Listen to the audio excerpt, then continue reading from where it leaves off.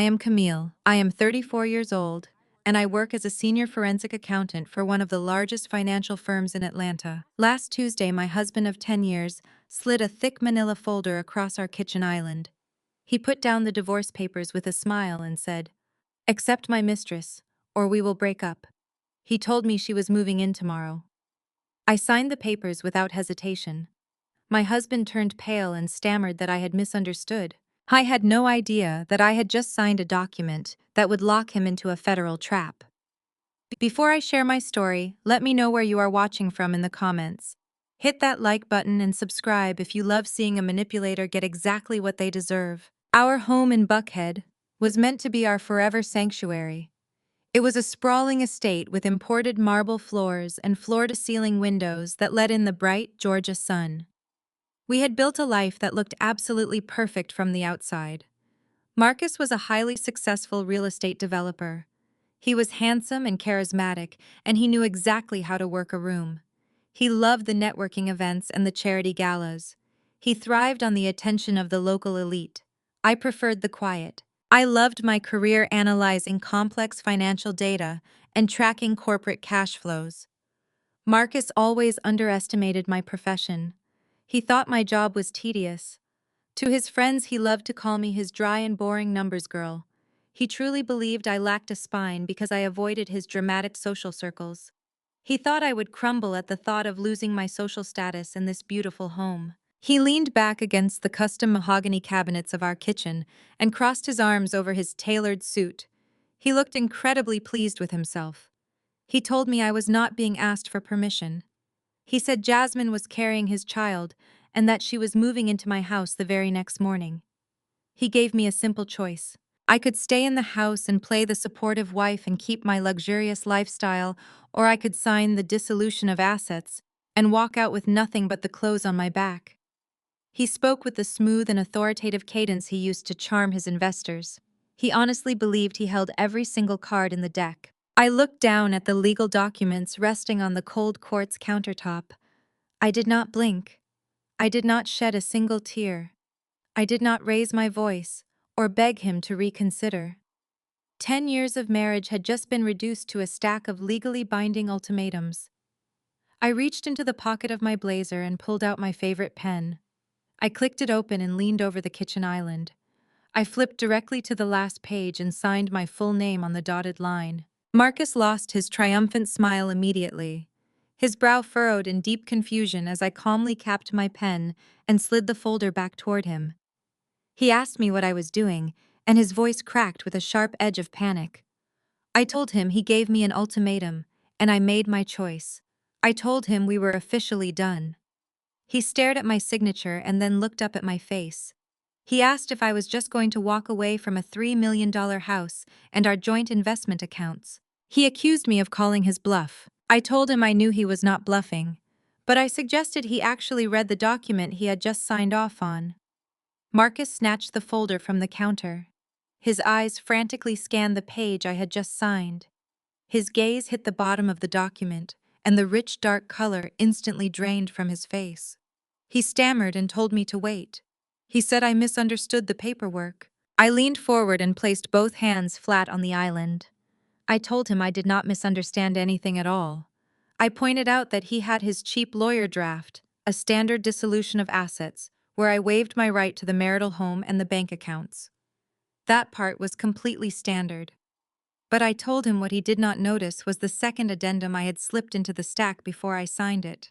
I explained that the specific addendum legally waived my spousal privilege and completely severed my liability from his corporate shell companies. I kept my voice completely level. I explained that the document officially notified the Internal Revenue Service that I had zero knowledge or legal responsibility for the $4 million in undocumented cash flowing through his boutique real estate developments over the last 18 months. Marcus exploded with rage. He slammed his hands on the counter and demanded to know what I did. He shouted that I could not just add a writer to a legal document without telling him. I smiled a very cold smile and told him I just did.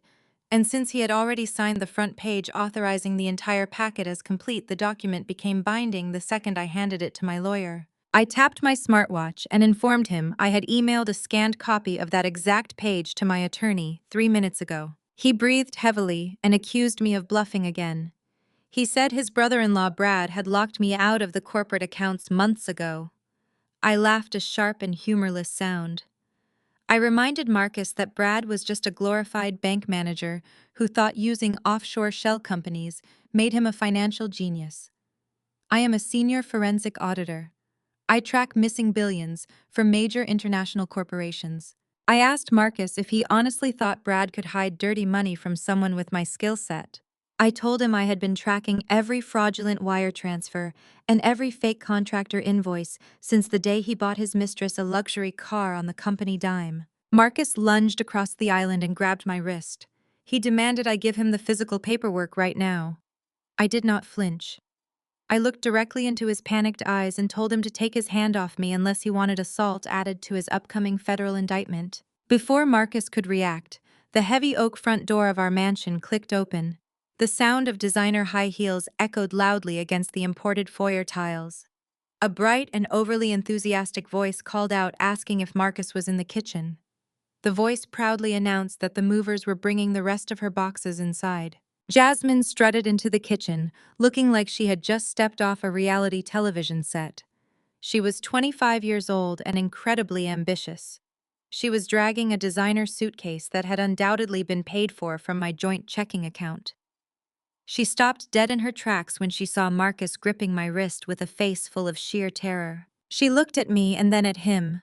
Her glossy lips curved into a practiced and sympathetic pout. She said hello to me in a voice dripping with fake sweetness. She told me Marcus said I was moving out today. She claimed she really did not want it to happen like this, and that she never meant to break up our family. Then she patted her perfectly flat stomach and mentioned the baby. Her eyes gleamed with the thrill of victory. She was enjoying every second of my supposed defeat. Marcus let go of my wrist and stepped back, trying to regain his composure in front of his new partner. But his ego was deeply bruised, and he needed to lash out to feel powerful again. He looked at me with absolute disgust. He told Jasmine not to apologize to me. He said I was nothing but a cold and calculating machine who cared more about spreadsheets than building a real family. He raised his voice, echoing through our massive kitchen. He told me I was a rigid, unfeeling woman who could not give him a child. He threw my fertility struggles in my face, using the most painful years of our marriage as a weapon. For years we had tried to start a family. I had endured countless doctor appointments and invasive treatments while he was conveniently busy with work. Now he was using that heartbreak against me. He said he needed a real woman like Jasmine, someone warm and vibrant who actually wanted to be a mother instead of a corporate drone. He called me a barren desk worker who was too busy chasing corporate promotions to keep her husband happy. I stood there listening to the man I had loved for a decade reduce my entire existence to my ability to have a child. The cruel words were meant to break me. Jasmine stood beside him, nodding with a pitiful look on her face, playing the highly supportive new partner. She adjusted her hair, and as she moved her arm, the recessed kitchen lighting caught something sparkling on her wrist. It was a vintage diamond-encrusted watch. My grandmother had left me that exact watch when she passed away. It was a family heirloom that I cherished deeply. It had mysteriously gone missing from my jewelry box 3 weeks ago. Marcus had convinced me our cleaning service must have misplaced it and promised to fire them. Now my beloved heirloom was sitting securely on the wrist of his pregnant mistress. The sheer audacity of it all washed over me. They were standing in the house I helped pay for, parading my stolen family heirloom while insulting my worth as a woman. I did not cry. The sadness I might have felt was entirely consumed by a cold and patient understanding of exactly what needed to be done. I looked at Jasmine and gave her a slow and icy smile. I told her she was not breaking up a family. I told her she was just boarding a sinking ship. She looked confused and glanced at Marcus for reassurance. Marcus was breathing heavily, still trying to figure out how to undo the legal trap I had just sprung on him. He told me to get out of his house and leave my keys on the counter. He bragged that the house was shielded in a corporate trust managed by Brad, and that I had zero claim to it anyway. I calmly picked up my purse and adjusted the strap on my shoulder. I agreed that the house was currently under Brad's management. I told him they could have the house and the cars and the fake life they had built together. I walked slowly toward the front door, listening to the sound of my own footsteps. I felt completely liberated. I knew that within minutes the reality of their choices would come crashing through that very door. I had planned every detail meticulously, and my exit was only the beginning of their absolute downfall. I reached for the brass handle of the front door, but before my fingers could make contact, a series of heavy and authoritative knocks echoed through the foyer. The sound was sharp and demanding. It was not the polite tap of a moving company or a delivery driver. Marcus let out a harsh laugh and crossed his arms over his chest. He told me that must be the neighborhood security team. He bragged that he had called them 20 minutes ago to have me escorted off the property. He said he wanted to make sure I did not try to take any of his valuable artwork on my way out. He strode confidently past me, his leather shoes clicking against the imported tile. He reached the door and pulled it open with a grand and sweeping gesture, expecting to see a private security guard ready to do his bidding. Instead, he found himself face to face with two uniformed officers from the Atlanta Police Department. Their badges gleamed under the porch lights, and their expressions were entirely unamused. Marcus instantly dropped his arrogant smirk, and his posture shifted into the polite and cooperative businessman persona he reserved for city officials. He asked the officers how he could help them tonight, assuming they were here for some routine neighborhood inquiry. The taller officer stepped into the foyer without waiting for an invitation and asked to speak with a woman named Jasmine. Marcus blinked in confusion and looked back at his mistress. Jasmine was standing near the kitchen island, still clutching the handle of her designer suitcase. Her glossy pout vanished, and a look of genuine panic flashed across her eyes. She took a tentative step forward and asked what this was about. She tried to use her most innocent and fragile voice. The second officer stepped into the house and kept his hand resting casually near his utility belt. He asked Jasmine to confirm her full name and date of birth. She complied, her voice shaking slightly. The taller officer pulled a small notepad from his pocket and informed her that they were responding to a felony theft report filed earlier that afternoon. Marcus immediately stepped between Jasmine and the officers, playing the role of the protective patriarch. He puffed out his chest and told the police there had clearly been a massive misunderstanding. He proudly stated his name and reminded them that he was a prominent real estate developer in the city. He assured the officers that his pregnant fiancée had absolutely no reason to steal anything because he provided her with whatever she wanted. I stood quietly near the coat closet, watching the masterful performance unfold. I cleared my throat, drawing the attention of everyone in the room. I told the officers that I was the one who filed the report. I pointed directly at Jasmine and stated that the suspect was currently wearing the stolen property on her left wrist. All eyes instantly locked onto Jasmine. She gasped and instinctively tried to hide her arm behind her back, but the movement only made her look overwhelmingly guilty. The taller officer stepped closer and demanded that she show him her wrist. Jasmine looked at Marcus with wide and pleading eyes, begging him to do something. Marcus glared at me and yelled that I was completely insane. He told the police that I was just a bitter former wife trying to cause drama because he was leaving me. He claimed he bought that watch for Jasmine himself just last week. I calmly pulled my phone from my purse and opened a digital file. I held the screen up for the officers to see. I explained that what I was showing them was the official appraisal and insurance documentation for a vintage Cartier watch inherited from my grandmother. I read the serial number aloud slowly and clearly. Then I noted that the exact same serial number was engraved on the back casing of the watch currently strapped to the wrist of the mistress standing before them. I informed the officers that the appraised value of the piece was $35,000, which comfortably elevated the crime to grand larceny. The second officer asked Jasmine to hand over the watch immediately so they could verify the serial number. Jasmine began to hyperventilate. She fumbled with the delicate clasp, her hands shaking so badly she could barely undo it. She cried out that she did not steal it. She pointed a manicured finger at Marcus and sobbed that he was the one who gave it to her. Marcus looked absolutely thunderstruck. He took a rapid step away, treating her like a sudden liability. He vehemently denied giving her the watch. He insisted he had never seen it before in his life and accused her of sneaking into my bedroom to take it. The betrayal was spectacular. The moment the threat of federal prison entered the room, Marcus threw the mother of his future child directly under the bus to save his own skin. Jasmine shrieked and called him a liar. She yelled that he told her my watch was just collecting dust, and that she deserved it more than a barren woman did. The taller officer inspected the back of the watch and nodded to his partner, confirming the serial number matched my insurance documents perfectly. He pulled a pair of steel handcuffs from his belt and instructed Jasmine to turn around and place her hands behind her back. Jasmine began sobbing hysterically, pleading with Marcus to call a lawyer. The officer read her rights while securing her wrists, completely ignoring her dramatic cries. Marcus stood frozen, his perfect world unraveling in real time. He could not intervene without implicating himself in the theft. I walked past the chaotic scene and paused beside Marcus. I looked at his horrified face and told him to enjoy his new life. I stepped out into the warm Atlanta night, leaving the door open behind me. The drive to the downtown police precinct took less than 20 minutes. I did not go there to rescue anyone or offer support. I went to file paperwork for the stolen watch and retrieve my grandmother's heirloom. The fluorescent lights of the precinct lobby cast a harsh glare on the linoleum floor. I sat quietly on a wooden bench near the processing desk. I was reviewing digital copies of corporate audit files on my phone when the doors suddenly burst open. A chaotic wave of loud voices flooded the sterile waiting area. I did not need to look up to know who had arrived.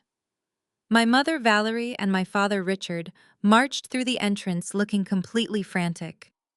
Right behind them were my younger sister Tasha and her husband Brad. They moved with the frantic entitlement of people who believed rules did not apply to them. Tasha complained loudly about the smell while Brad adjusted his designer tie, looking highly irritated. My parents rushed toward the desk sergeant, demanding to know the status of Marcus and his companion. My mother used her authoritative church lady voice, stating there had been a terrible misunderstanding and they were here to post bail. She claimed Marcus was a pillar of the Atlanta business community and holding him was a mistake. The sergeant calmly informed them Marcus was not under arrest, but was sitting in an interview room giving a statement regarding the grand larceny charge against Jasmine. He added that Jasmine was currently being processed and booked. My mother gasped loudly, placing a hand over her chest. Tasha rolled her eyes, muttering about how ridiculous this situation was. That was when my father turned around and finally spotted me sitting on the bench. He pointed a shaking finger in my direction. He yelled my name across the crowded lobby, drawing the attention of several officers. The entire family turned to look at me. Their faces morphed from shock to absolute fury in seconds. They descended upon me like wolves. My mother reached me first. Her eyes were blazing with a toxic mixture of anger and humiliation. She demanded to know what I was doing, sitting there looking so calm while my husband was interrogated. She accused me of orchestrating a public spectacle just to punish Marcus for a minor marital indiscretion. I slowly locked my phone screen and placed it into my purse. I stood up to meet her gaze directly. I kept my voice level and informed her that Marcus was not my husband anymore because I had signed the divorce papers he demanded an hour ago. I clarified that Jasmine was arrested for stealing a $35,000 family heirloom, not for sleeping with a married man. Tasha scoffed loudly and crossed her arms. She told me I was being unbelievably petty. She said I was intentionally trying to destroy Marcus just because he found a woman who could actually give him a child. She smiled maliciously, throwing my fertility struggles in my face. I looked at my younger sister, taking in her smug expression. I told Tasha that her definition of fun apparently included grand larceny and federal tax fraud. I told her she should be careful about defending criminals, considering who she was married to. I glanced directly at Brad when I said it. Brad shifted uncomfortably and looked away, avoiding my eyes entirely. My mother stepped closer, invading my personal space. She raised her hand and delivered a sharp, ringing slap across my left cheek. The sound echoed loudly through the precinct lobby. The officers near the front desk immediately stood up, ready to intervene. I raised my hand to stop them, signaling that I was fine. My cheek stung fiercely, but I did not react. I did not touch my face or shed a tear. I just stared at the woman who gave birth to me. She was breathing heavily, pointing a manicured finger directly at my face.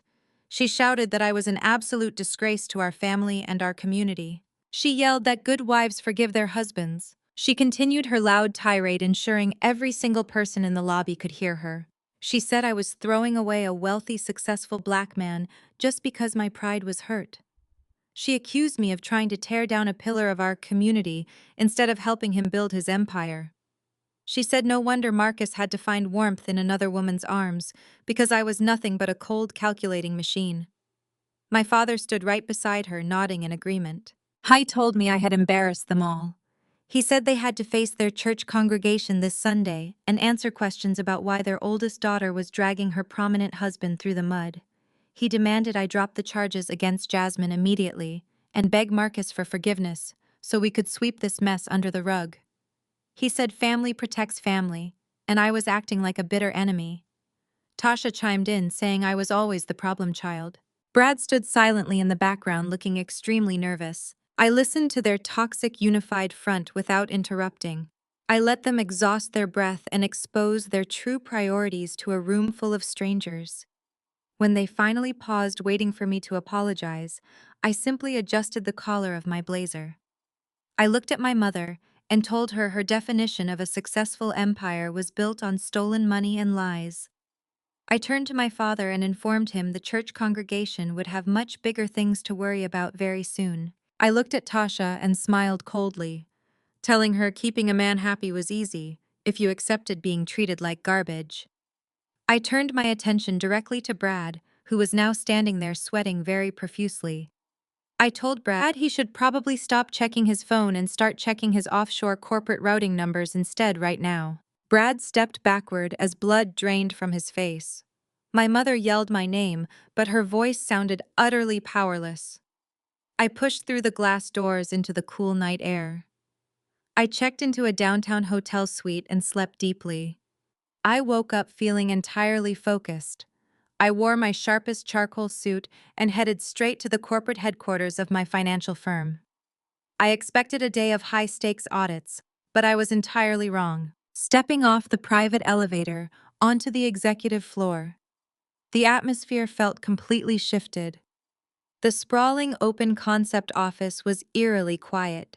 I noticed several junior accountants glancing in my direction. My assistant usually greeted me with a rundown of my morning meetings. Today, her desk was completely empty. When I reached my office door, I found it already open. Standing inside were three people I rarely saw together. The Vice President of Human Resources was standing near my desk with a somber expression. The Senior Compliance Officer was holding a thick legal folder. Right behind them stood the head of corporate security with his hands resting firmly on his utility belt. The Vice President of Human Resources asked me to come inside and close the door. I complied. I placed my designer briefcase on the small glass table. I asked them what this unusual gathering was about. The compliance officer opened the thick folder. He informed me that the firm had received a highly detailed and anonymous whistleblower complaint late last night. He stated that the complaint contained serious allegations regarding my professional conduct and my handling of several major real estate auditing accounts. The anonymous tip accused me of manipulating corporate audit reports to deliberately conceal fraudulent financial activities. The complaint explicitly alleged that I was using my senior clearance to funnel millions of dollars into shell companies controlled by my husband, Marcus.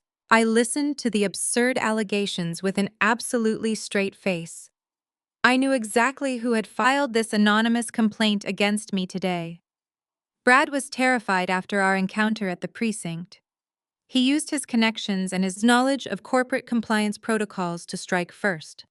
He thought that if he discredited me professionally and had me locked out of the financial systems, he could protect his illegal money laundering operation. I thought an investigation would paralyze me and force me to focus on saving my own professional career. The Vice President of Human Resources spoke next.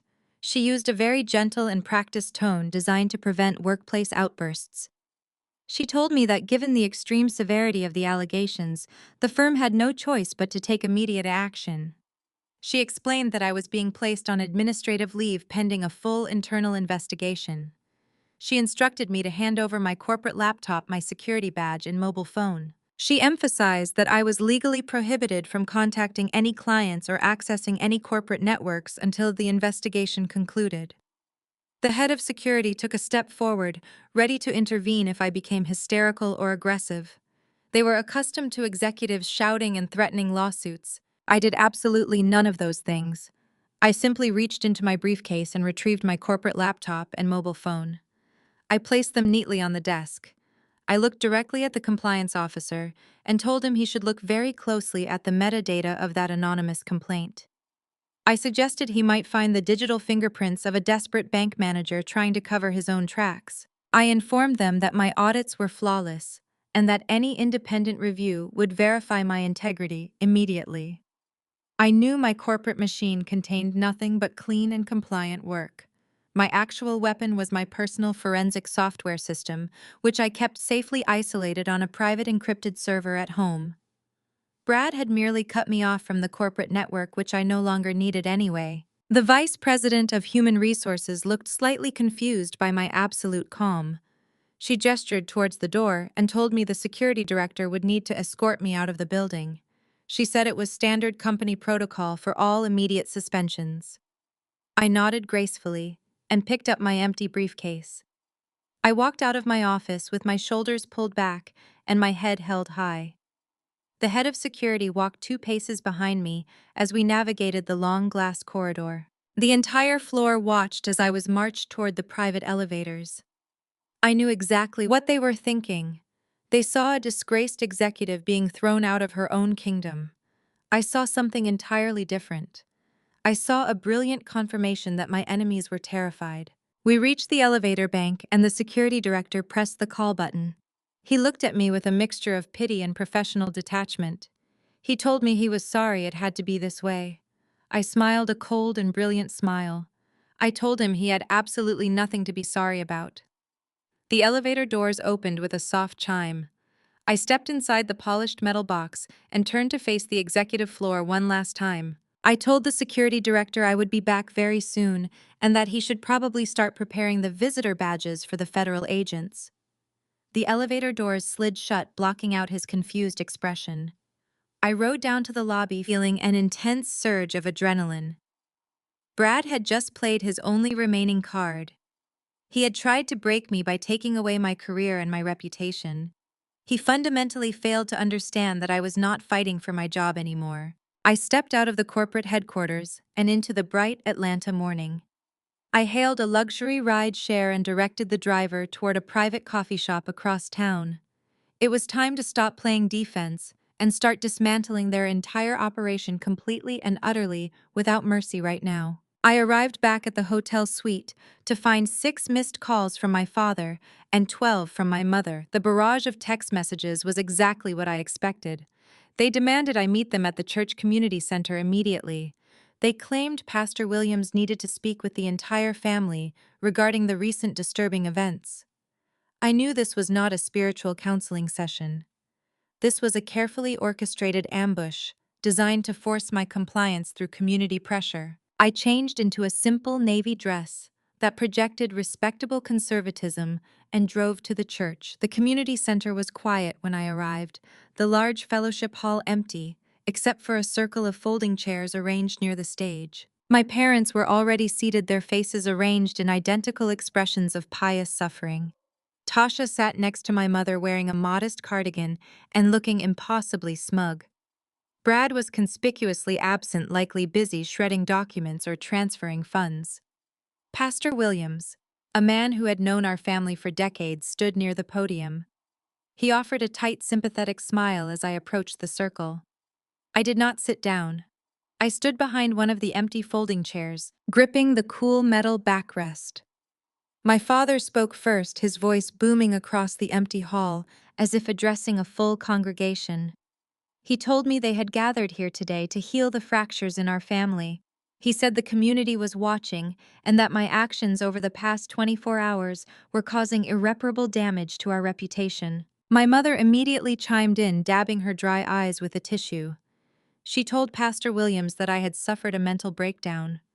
She spun a frantic narrative about how I had unjustly attacked Marcus and completely fabricated criminal charges against his innocent colleague Jasmine. She claimed I was trying to destroy a successful black businessman out of sheer spite because I was jealous of his success and his ability to start a new family. Tasha leaned forward, her voice dripping with artificial concern. She told the pastor I had always been difficult and overly dramatic. She proudly announced that Brad was the true financial anchor of the family, working tirelessly to manage everyone's investments while I threw childish tantrums that resulted in my own suspension from work.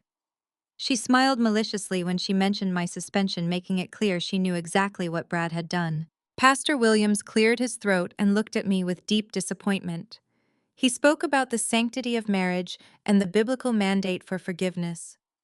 He gently suggested that I was allowing pride to cloud my judgment. He urged me to drop the false charges against Jasmine, apologize to Marcus for my public outburst, and return to my duties as a supportive wife. He reminded me that a strong woman stands by her husband through difficult times rather than trying to tear down his empire. He said the church community needed to see a united and forgiving family, not a bitter and vindictive woman seeking revenge.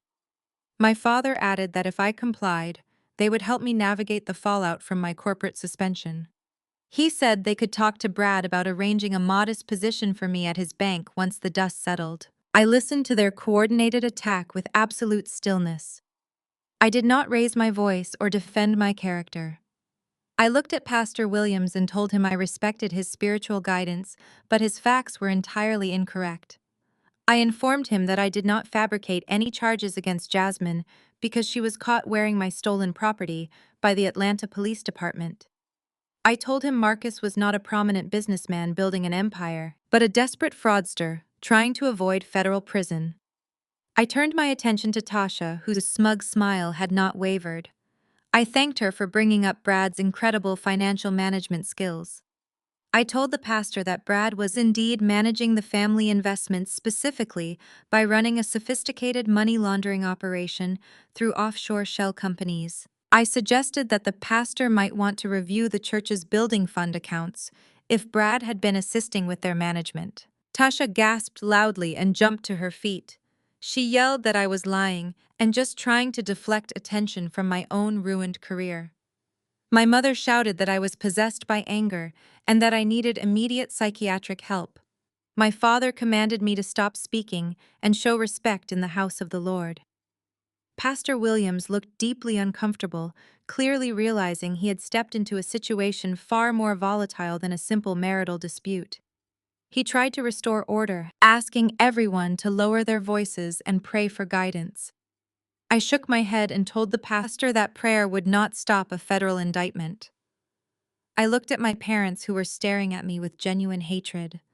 I told them they cared more about maintaining a fake image for their country club friends and church congregation than they did about the truth. I told my mother she was willing to sacrifice her own daughter to protect a son-in-law who treated me like garbage just because he paid for her luxury vacations. I told my father his definition of family loyalty meant protecting criminals while punishing the only person telling the truth. I looked at Tasha and told her she could keep gloating about her perfect husband for now, but she should probably start looking for a good defense attorney. I pushed the folding chair aside and turned toward the exit. My father yelled that if I walked out that door, I was no longer part of this family. He said they would completely disown me and ensure I had no support anywhere in Atlanta. I paused at the heavy double doors of the fellowship hall. I did not look back. I told him he could not disown someone who had already left. I pushed the doors open and walked out into the bright afternoon sun, leaving them to panic in the empty church. I drove directly to the Buckhead mansion, knowing my time there was limited. The neighborhood's security gates opened smoothly, granting me access to the life I was systematically dismantling. I pulled into the driveway and parked behind Marcus's pristine sports car. The house was quiet, the heavy silence contrasting sharply with the chaos of the precinct and the church. I bypassed the grand staircase and headed straight for my home office, a secure room Marcus rarely entered, dismissing it as my boring work cave. I locked the heavy oak door behind me and immediately booted up my personal workstation. This machine was completely air-gapped from my corporate devices, a necessity for the kind of deep-dive forensic analysis I often conducted off the clock. My first priority was assessing the immediate damage. I logged into the primary joint checking and savings accounts I shared with Marcus. The screen loaded, and the balances flashed in stark, unmistakable numbers. 0. Every single account had been completely drained. The high-yield savings, the emergency fund, even the account designated for property taxes, all zeroed out. The transfer history showed massive sequential wire transfers executed over the last 6 hours, routing the funds through a maze of domestic holding companies before vanishing into the ether. Marcus and Brad had moved with predictable desperation, attempting to starve me of resources and force my compliance through financial ruin. They assumed that stripping me of my corporate salary and emptying the joint accounts would leave me defenseless and crawling back to my family for a bailout. I leaned back in my ergonomic chair and allowed myself a slow, genuine smile. They had just made a monumental mistake. The drained accounts were not a fatal blow. They were the digital equivalent of leaving muddy footprints leading directly to their illicit operations. I didn't need the joint funds. I had meticulously built my own secure financial safety net years ago, anticipating that Marcus's arrogance would eventually collapse our life together. But more importantly, their hasty transfers provided me with fresh, actionable data points. I cracked my knuckles, a familiar ritual before a deep dive, and activated my proprietary forensic accounting software. This was my true domain, a landscape of raw data and financial architecture where lies could not hide. I began by tracing the routing numbers from the recent wire transfers. The initial domestic holding companies were Obvious Fronts LLCs registered in Delaware with generic names and post office box addresses.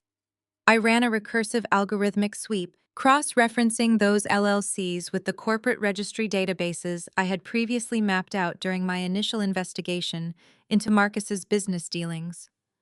The software hummed, processing thousands of data points per second.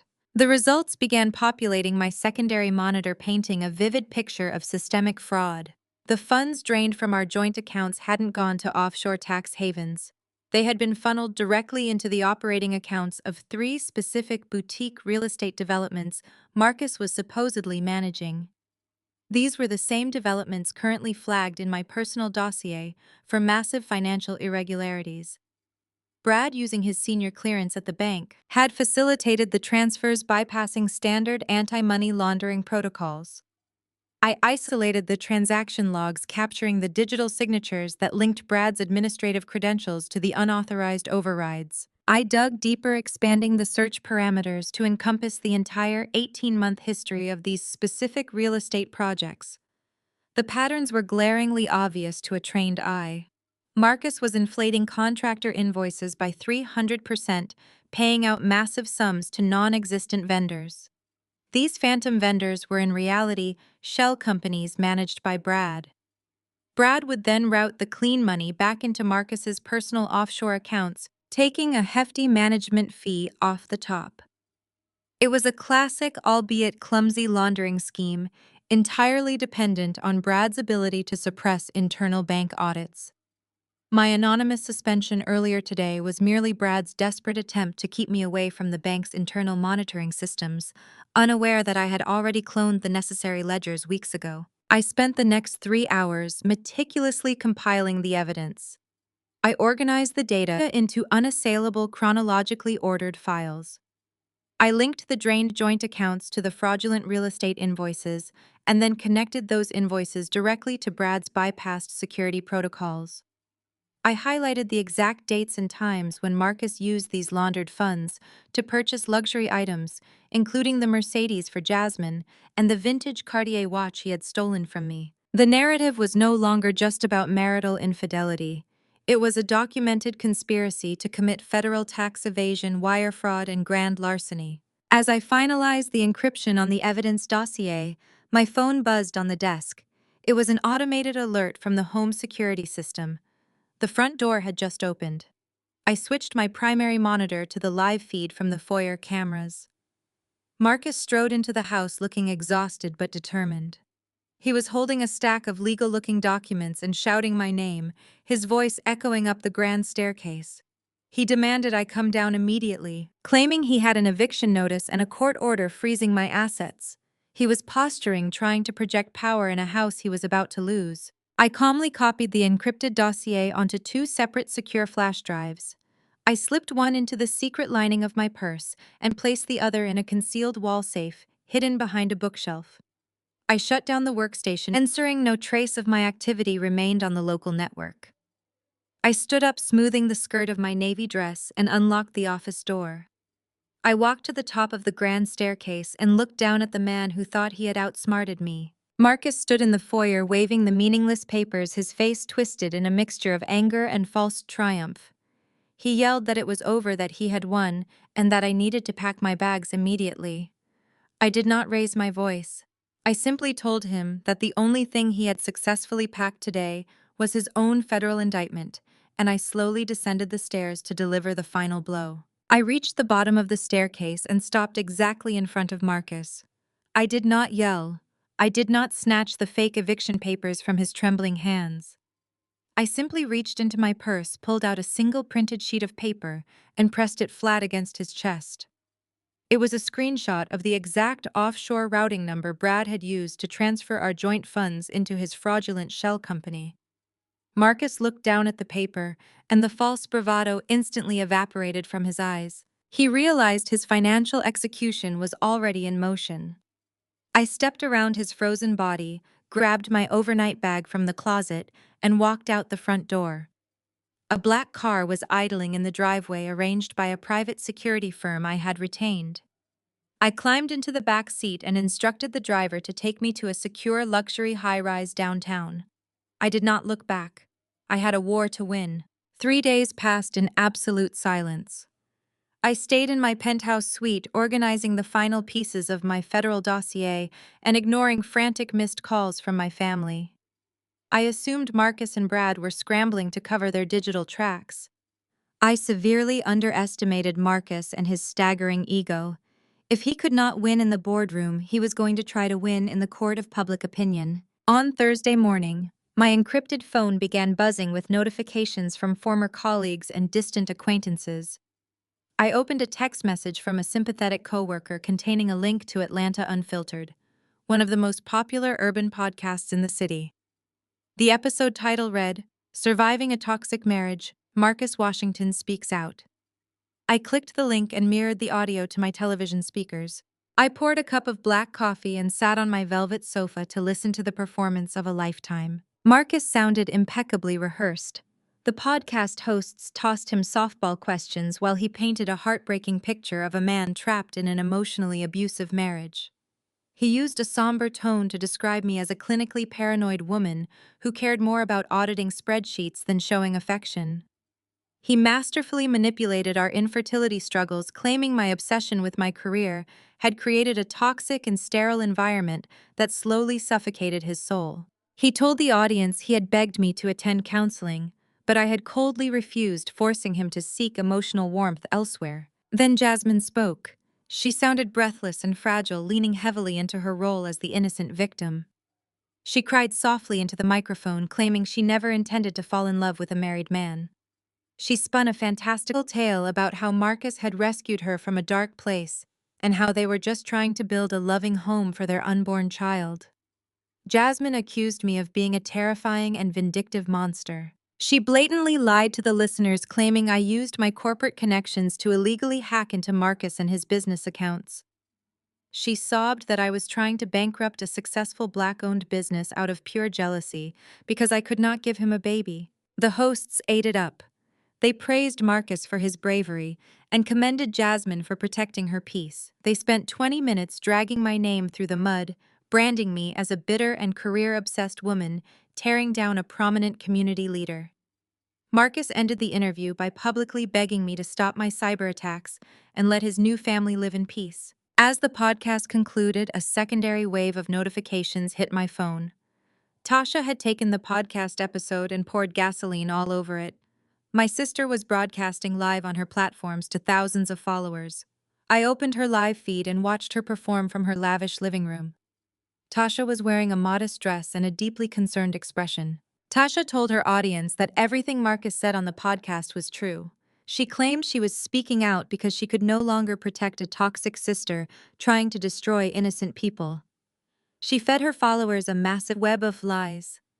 She said I had always been the problem child, constantly throwing tantrums. She told a fabricated story about how I had recently screamed at our pastor and threatened to steal our parents' retirement funds. Tasha praised Brad for being the true financial genius of the family, claiming he tried to help me manage my money, but I arrogantly rejected his advice and gotten myself suspended from work. She urged her followers to share the podcast and expose my supposedly abusive tactics. The comments section moved at lightning speed. Hundreds of strangers were calling me a psycho, a corporate criminal, and a disgrace. My sister was gleefully leading a digital mob to ruin my reputation, smiling while pretending to wipe away fake tears. I sat in my quiet penthouse and watched the viewer count on her video climb. Most people would have crumbled under such a coordinated smear campaign. They would have rushed online to defend themselves or issued frantic press releases begging for understanding. I did nothing of the sort. I smiled a calm and lethal smile. I tapped my keyboard and activated a screen recording software capturing every second of the podcast and every frame of Tasha live broadcast. They thought they were destroying my public image. In reality, they were publicly documenting their own defamation and conspiracy.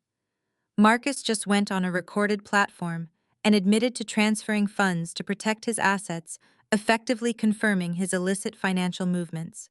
Tasha just broadcasted her absolute loyalty to Brad, permanently tying herself to his money laundering operation. I backed up the recordings to my secure server and added them to a folder labeled Exhibit A. They were digging their own graves on a public stage, and I was going to hand the shovels to the federal authorities. I spent the rest of Thursday morning organizing my digital evidence into secure, heavily encrypted dossiers. Tasha's live broadcast had finally ended, but the damage to my public reputation was already done. My phone continued to light up with messages from distant relatives asking if I had truly lost my mind. My corporate colleagues remained entirely silent, which was a loud confirmation that my suspension was now common knowledge. I did not waste a single second responding to anyone. I had scheduled a highly confidential meeting at noon. I left my downtown high-rise and walked 3 blocks to a private dining club that catered to Atlanta's elite legal and financial professionals. The restaurant was dimly lit, smelling faintly of expensive leather and roasted coffee. I approached a secluded booth in the back corner. Sitting there was DeAndre, a man I had known professionally for several years. DeAndre was a prominent financial attorney and a former special agent with the Internal Revenue Service. We had collaborated on a massive corporate fraud case 3 years ago, where his legal strategy perfectly complemented my forensic auditing. He was brilliant, ruthless, and entirely untethered from the Atlanta socialite scene. DeAndre stood up as I approached, offering a brief and firm handshake. He was wearing a dark tailored suit, and his expression was completely unreadable. He gestured for me to sit down. He told me he had seen the podcast and the social media fallout this morning. He said my family was executing a very clumsy but highly effective smear campaign. I placed my secure flash drive on the polished mahogany table and slid it directly toward him. I told him I did not care about the podcast because I was not here to file a defamation lawsuit. I informed him that I was here to deliver a federal indictment on a silver platter. DeAndre picked up the flash drive and raised a skeptical eyebrow. He asked me what exactly I was dealing with. I leaned forward and began to outline the entire operation. I explained that my husband Marcus and his brother-in-law Brad were running a sophisticated money laundering scheme through a network of boutique real estate developments. I told him Brad was using his senior executive clearance at the bank to bypass standard anti-money laundering protocols. Brad was taking dirty cash from illegal gambling operations and funneling it into Marcus's construction projects. Marcus was then generating fake invoices for phantom contractors, effectively washing the money and integrating it back into the legitimate financial system. DeAndre listened intently, his eyes narrowing as he processed the scope of the fraud. He asked how long they had been running this specific operation. I told him the data confirmed continuous illegal activity for the last 18 months. I explained that I had tracked over $4 million moving through these shell companies. I detailed how Marcus had recently used these laundered funds to purchase luxury assets, including a vintage Cartier watch that his mistress was currently wearing when she was arrested for grand larceny. I explained that Brad had panicked yesterday and used an anonymous corporate tip to have me suspended from my auditing firm, hoping to blind me financially. DeAndre let out a low whistle and leaned back against the leather booth. He said they were incredibly arrogant to run a scheme like this while married to a senior forensic auditor. I smiled coldly and told him they fundamentally underestimated me because they thought I was just a quiet numbers girl. I informed DeAndre that the flash drive contained pristine chronological ledgers, digital signatures confirming Brad's unauthorized security overrides, and the exact offshore routing numbers they used to hide the profits. I told him the evidence was airtight and ready for federal review. DeAndre pocketed the flash drive and pulled out his encrypted phone. He told me he still had excellent contacts within the IRS Criminal Investigation Division and the FBI White-Collar Crime Unit. He said a dossier of this magnitude, especially one compiled by an auditor with my credentials, would trigger an immediate interagency task force. He warned me that once he handed this over, there was absolutely no turning back. The federal government would freeze all of their assets, seize their properties, and likely arrest them within weeks. He asked me if I was fully prepared to send my husband and my brother-in-law to federal prison. I looked directly into DeAndre's eyes and did not hesitate for a single second. I told him Marcus was no longer my husband because I had already signed the divorce papers and strategically waived my spousal privilege. I told him Brad had tried to destroy my career to save his own skin. I informed DeAndre that my family had spent the last 24 hours publicly dragging my name through the mud and attempting to shame me into submission. I stated clearly that I was not just prepared to send them to prison, I was actively looking forward to it. DeAndre nodded slowly, a fierce smile breaking across his face. He told me he always respected my absolute clarity. He said he would contact his federal liaisons this afternoon and arrange a secure briefing.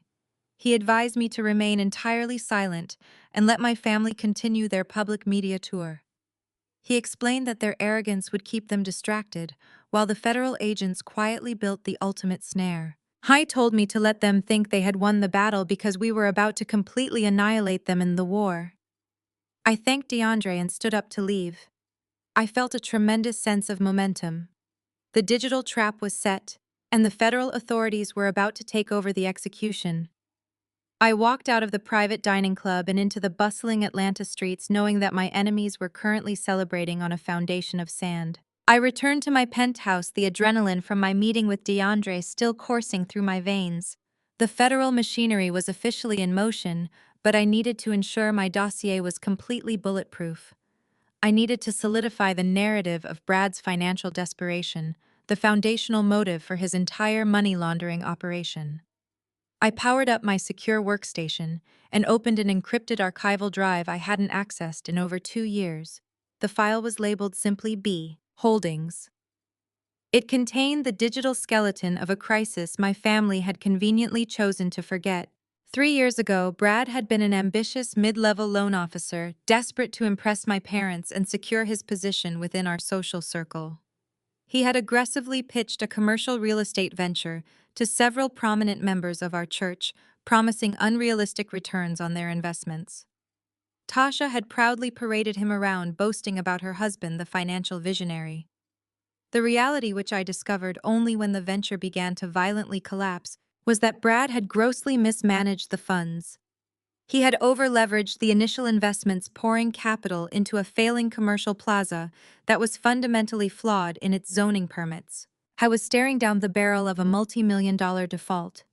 It wasn't just a bad investment. It bordered on criminal negligence, and it threatened to financially wipe out half a dozen families in our community. Tasha had come to me terrified and dropping her usual arrogant facade. She had begged me to look at the books, crying that Brad would go to jail and our parents would be irreparably shamed if the community found out. Against my better judgment, I agreed to help, driven by a misplaced sense of family loyalty that I now recognized as a toxic trap. I spent 3 grueling weeks working nights and weekends untangling Brad's chaotic financial mess. I utilized my extensive network of corporate restructuring contacts to quietly negotiate debt settlements. I leveraged my own professional reputation to convince 2 major private equity firms to buy out the toxic commercial assets at a steep discount, absorbing the loss but preventing a catastrophic default. I personally structured a quiet repayment plan that made the church investors whole, completely shielding them from the reality of Brad's incompetence. I saved him. I saved his career, his marriage, and his pristine reputation within our community. I did it silently, ensuring that the narrative remained intact. Brad had simply navigated a complex market fluctuation with skill. The reward for my silent sacrifice was a swift and brutal return to the status quo. Once the crisis was averted, Tasha's arrogance returned tenfold. She resumed her relentless comparisons, boasting about Brad's resilience while subtly mocking my boring corporate auditing job. Brad had offered a brief, strained thank you, his eyes unable to meet mine, the resentment of a weak man saved by a woman clearly visible. My parents, who only knew the sanitized version of the story, where Brad heroically salvaged a tough deal, continued to elevate him as the family's financial anchor. They had rewritten history, burying my crucial intervention to maintain the illusion of Brad's superiority.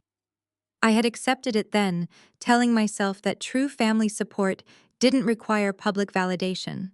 I had convinced myself that keeping the peace was more important than claiming credit. Looking at the archival files now, I saw the brutal truth. I had enabled the very monster who was currently trying to destroy my life. Brad hadn't learned financial responsibility.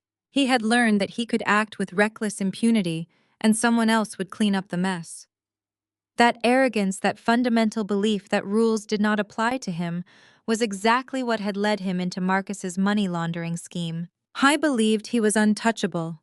He believed he was smarter than the systems he was manipulating. Most importantly, he believed I was still the compliant, peacekeeping sister-in-law who would quietly endure his betrayal. The anonymous tip he sent to my firm was his ultimate act of cowardice, an attempt to neutralize the only person who knew exactly how incompetent and desperate he truly was. I began extracting key documents from the archival drive, original emails from Tasha, begging for help, the desperate, chaotic financial ledgers Brad had initially handed over, and the final restructuring contracts bearing my digital signature. These documents didn't just prove a past failure. They established a clear, documented history of Brad's gross financial mismanagement and his willingness to engage in highly questionable practices when pressured.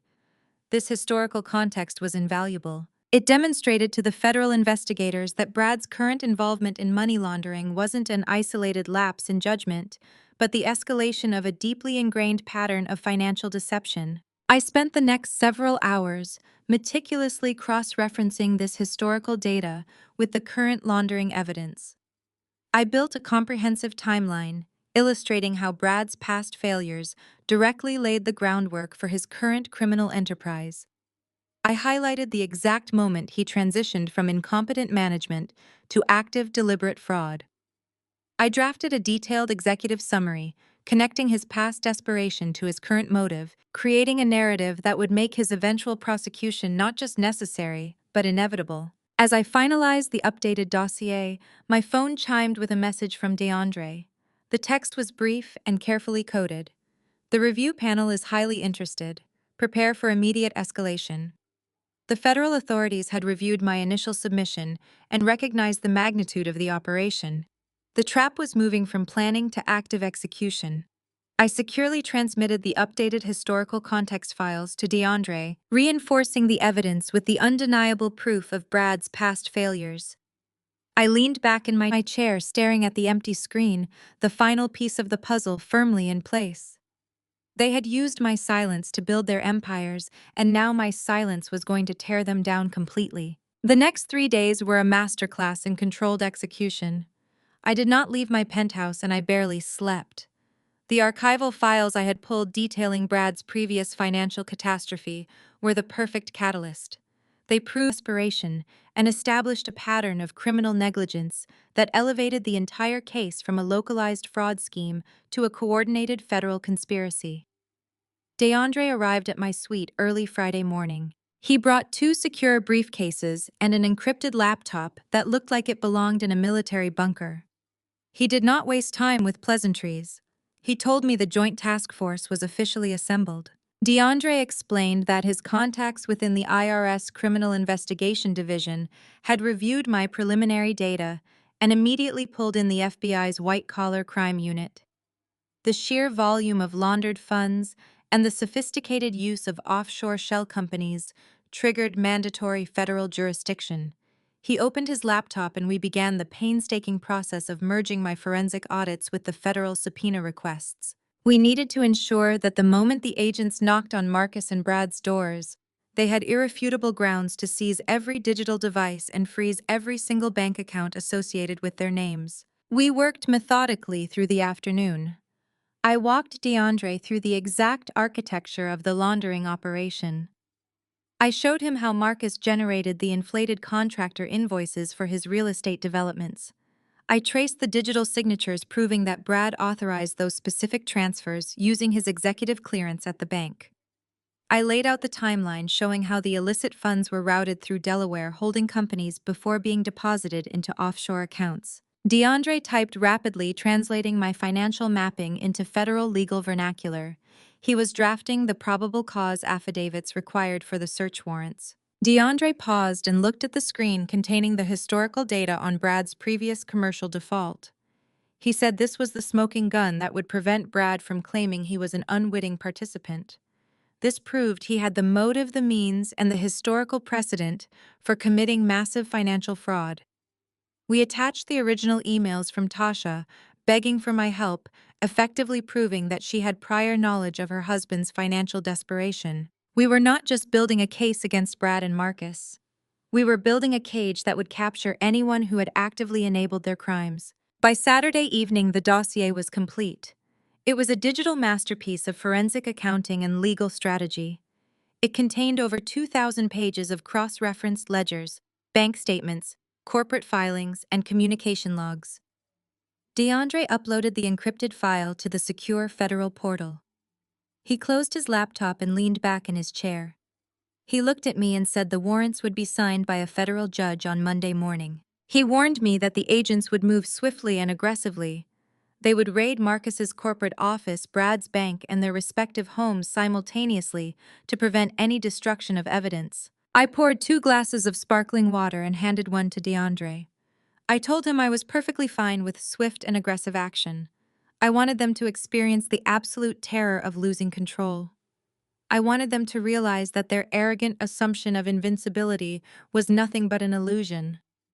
DeAndre took a sip of water and asked me how I was holding up. He noted that dismantling my own family required a specific type of emotional endurance. I looked out the floor-to-ceiling windows at the Atlanta skyline.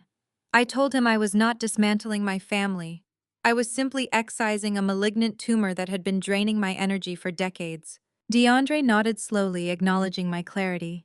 He checked his phone and informed me that the lead FBI agent wanted to schedule a secure video conference tomorrow to finalize the operational logistics. I agreed immediately. I spent Sunday morning preparing for the briefing. I organized my notes and anticipated their questions regarding the specific accounting software Marcus used to generate the fake invoices. When the video call commenced, the federal agents were entirely professional and highly focused. They asked precise technical questions, validating the integrity of my data. The lead IRS investigator, a stern woman with piercing eyes, commended my meticulous documentation. She stated that my audits would save them months of preliminary investigation. She confirmed that the asset freezes would target all known accounts, including the offshore trusts Brad had established. She advised me to remain entirely out of contact with any of the suspects. She warned that any communication could be construed as tampering or witness intimidation. I assured her that my silence was absolute. I had absolutely no desire to speak to any of them until they were wearing federal handcuffs. The briefing concluded with a clear operational timeline. The raids were scheduled for early next week. The agents would secure the physical evidence while the financial analysts locked down the digital assets. DeAndre closed his laptop and told me the execution phase was now entirely out of our hands. He advised me to rest and prepare for the inevitable fallout. He said the moment the raids occurred, my family would realize exactly who had orchestrated their destruction. They would undoubtedly try to contact me out of sheer desperation. I thanked DeAndre for his immense support and expertise. I told him I was fully prepared for their panic. I was ready to watch them drown in the consequences of their own actions. The trap was locked and the countdown had officially begun. I spent Monday morning reviewing the final encrypted transmission logs with DeAndre, ensuring every piece of data was securely nested within the federal database. The digital silence from my family was a clear indicator that they were entirely consumed by their own arrogant assumptions. They likely believed my lack of response was a sign of defeat, a silent surrender to their overwhelming public pressure. I poured my third cup of coffee, feeling a sharp sense of anticipation. The calm before the storm was always the most telling phase of any major audit. I knew the federal agents were meticulously assembling their strike teams, preparing to execute the coordinated raids within the next 48 hours. The heavy silence of my penthouse was broken by the sharp buzz of the intercom. The concierge informed me that a courier had just dropped off a priority package requiring my direct signature. I instructed him to send it up. A few minutes later, I opened my door to find a thick, cream-colored envelope resting on a silver tray. The paper was heavy textured with an expensive linen finish and sealed with a dark crimson wax stamp bearing the logo of Marcus's real estate development firm. The sheer audacity of the delivery immediately set my teeth on edge.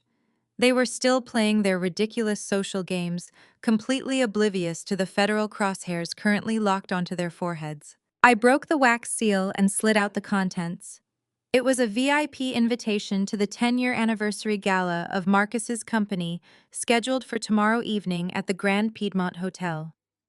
The invitation was an obnoxious display of wealth printed with gold foil lettering and promising an evening of unprecedented announcements and visionary leadership.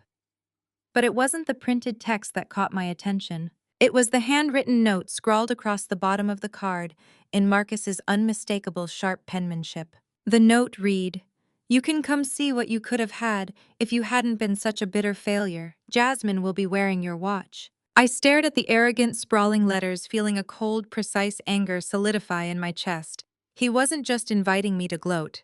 He was actively taunting me, demanding I witness his public triumph and his blatant display of stolen property. He wanted to humiliate me in front of Atlanta's elite, to use his gala as a final crushing blow to my dignity. He honestly believed he had won. He believed that his public smear campaign and his fraudulent wealth had rendered me completely powerless. I thought I would cower in my apartment, too ashamed to face the high society crowd he so desperately craved. I was spectacularly wrong. I set the invitation down on the marble counter and immediately called DeAndre. I read the handwritten note aloud, listening to DeAndre's low chuckle on the other end of the line. I told him this changed the operational timeline. I informed him that Marcus was gathering all his major investors' partners and likely Brad into one central location tomorrow night. It was the perfect concentrated target environment. I asked DeAndre to contact his federal liaisons immediately and request they adjust their raid schedule to align with the gala. Why hit them in their separate sterile offices when we could execute the takedown in front of the very audience they were trying to impress? DeAndre agreed. The tactical advantage was undeniable. He promised to make the calls and confirm the adjusted operational parameters within the hour. I hung up the phone, my mind already shifting into preparation mode. If Marcus wanted a spectacle, I was going to deliver a masterpiece of absolute destruction. I was not going to attend as a defeated ex-wife. I was going to attend as the architect of their ruin. I spent the afternoon selecting my armor. I bypassed the conservative corporate suits I typically wore and chose a stunning floor-length emerald green gown. It was elegant, powerful, and commanded attention without being ostentatious. I arranged for a professional styling team to arrive the following afternoon, ensuring my appearance would project absolute, unshakable confidence. I needed to look like a woman who held every single card because I absolutely did. DeAndre called back late that evening. He confirmed that the federal task force loved the idea. The coordinated raids on the offices and homes would proceed as planned earlier in the day to secure the physical evidence, but the actual arrests would be delayed until the gala. The agents would move in when Marcus was at the height of his arrogant performance, maximizing the psychological impact and ensuring the arrests were witnessed by the investors he was actively defrauding. DeAndre also confirmed that he would be attending as my plus one, acting as both my legal counsel and my direct liaison to the federal agents waiting in the wings. I thanked him and ended the call feeling a profound sense of calm settle over me. The board was set. The pieces were locked in place. I looked at the gold foil invitation resting on the counter, the arrogant taunt glaring up at me. Marcus had spent 10 years trying to make me feel small, constantly belittling my career and my worth. He had used my silence as a shield for his incompetence and his crimes. Tomorrow night, that silence would end. I would walk into that ballroom not to seek revenge, but to execute justice. I turned off the lights in the penthouse, looking out over the glittering city skyline. I was perfectly prepared for war. The tires of our black town car glided to a smooth stop in front of the Grand Piedmont Hotel. The valet opened my door, and the humid Atlanta night air immediately surrounded us. I stepped onto the pristine red carpet and smoothed the heavy silk of my emerald green gown. DeAndre emerged from the other side looking like a lethal corporate weapon in a perfectly tailored midnight blue tuxedo. He offered me his arm with a knowing smile. We walked up the marble steps together, completely ignoring the flashing cameras of the local socialite press gathered near the entrance. The grand foyer was an obnoxious display of Marcus and his obsession with perceived status. Massive floral arrangements dripped with white orchids and gold ribbon. Crystal chandeliers illuminated the polished floors, and a string quartet played softly in the corner. We approached the main reception desk, where two hostesses were checking names against an exclusive digital guest list. I reached into my clutch and placed the gold foil invitation directly on the velvet table. The hostess glanced at the handwritten taunt at the bottom and then looked up at me with wide eyes. She quickly scanned my name and handed me two VIP lanyards. She welcomed us with a stuttering voice, clearly aware of the public drama that had dominated the local podcasts for the past few days. DeAndre and I clipped the VIP passes to our attire and approached the towering oak doors of the main ballroom. I took a deep breath and let the heavy doors swing open. The ballroom was packed with Atlanta elite. Local politicians, wealthy real estate developers, and prominent church members mingled holding crystal champagne flutes. The noise level was deafening, but the moment we stepped into the light, the atmosphere shifted. It started as a subtle ripple near the entrance. People turned their heads and stopped mid-sentence. The whispers spread rapidly across the room like a sudden drop in barometric pressure. Marcus had spent the last 48 hours painting me as a deranged and unkempt woman who was losing her mind over a failed marriage. The woman walking into the ballroom was the exact opposite of that false narrative.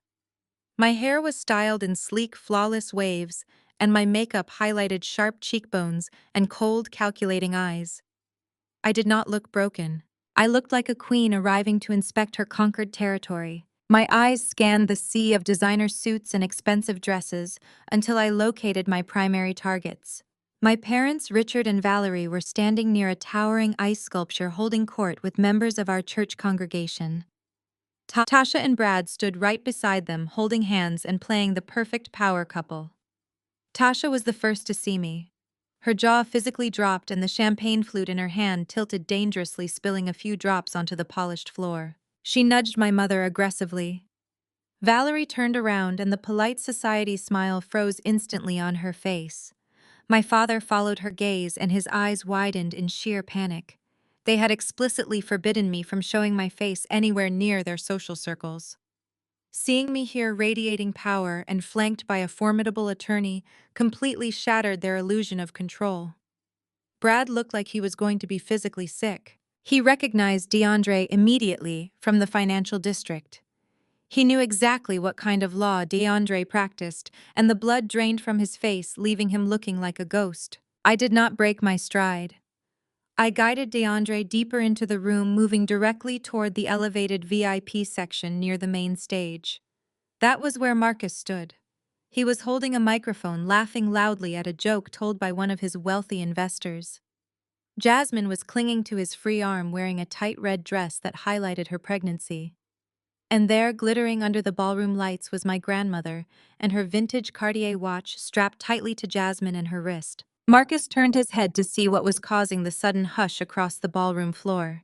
His eyes locked onto mine, and the microphone nearly slipped from his fingers. The smug arrogance he had worn just seconds ago vanished completely. He quickly handed the microphone to an assistant and whispered something frantic into Jasmine in her ear. Jasmine looked up and her face contorted with a mixture of fear and deep annoyance. She instinctively reached over and covered the stolen watch with her opposite hand. Marcus marched down the steps of the VIP platform and intercepted us near the center of the room. He forced a painfully fake smile for the surrounding guests before stepping uncomfortably close to me. His voice was a harsh and desperate whisper. He demanded to know what on earth I was doing here. He hissed that I was embarrassing myself and that security would drag me out if I did not turn around and walk away right now. I simply smiled and adjusted the collar of his tailored tuxedo jacket. I told Marcus I was just following instructions. I reminded him that he sent a hand-delivered invitation begging me to come see his new life. I told him it would be incredibly rude to decline such a generous offer from a man who was about to lose absolutely everything he valued.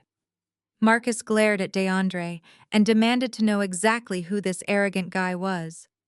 DeAndre stepped forward smoothly, shielding me slightly from view.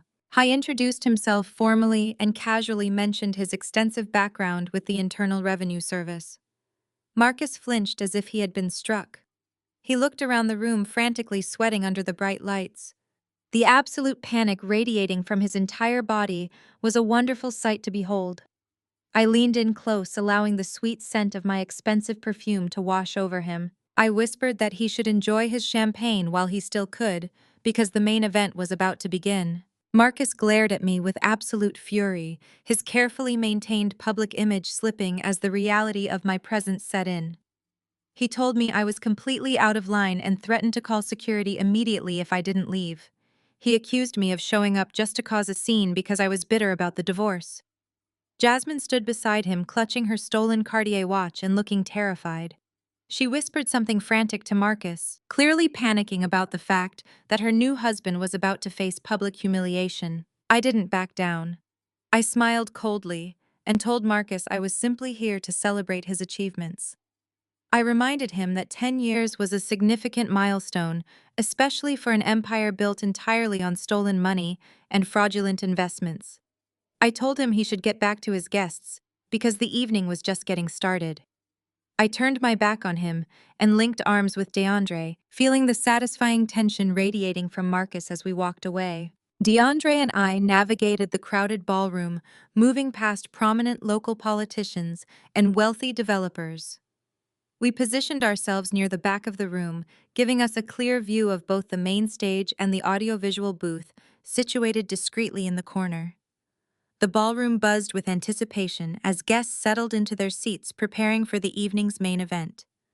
The lights dimmed slightly and a spotlight illuminated the stage. The string quartet faded into a dramatic silence as a professional announcer took the microphone officially, welcoming everyone to the 10-year anniversary gala of Marcus's real estate development firm. Marcus stepped onto the stage, adjusting the lapels of his tuxedo and projecting an aura of complete invincibility.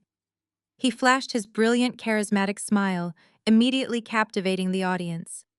He welcomed his esteemed guests, thanking them for their unwavering support over the past decade.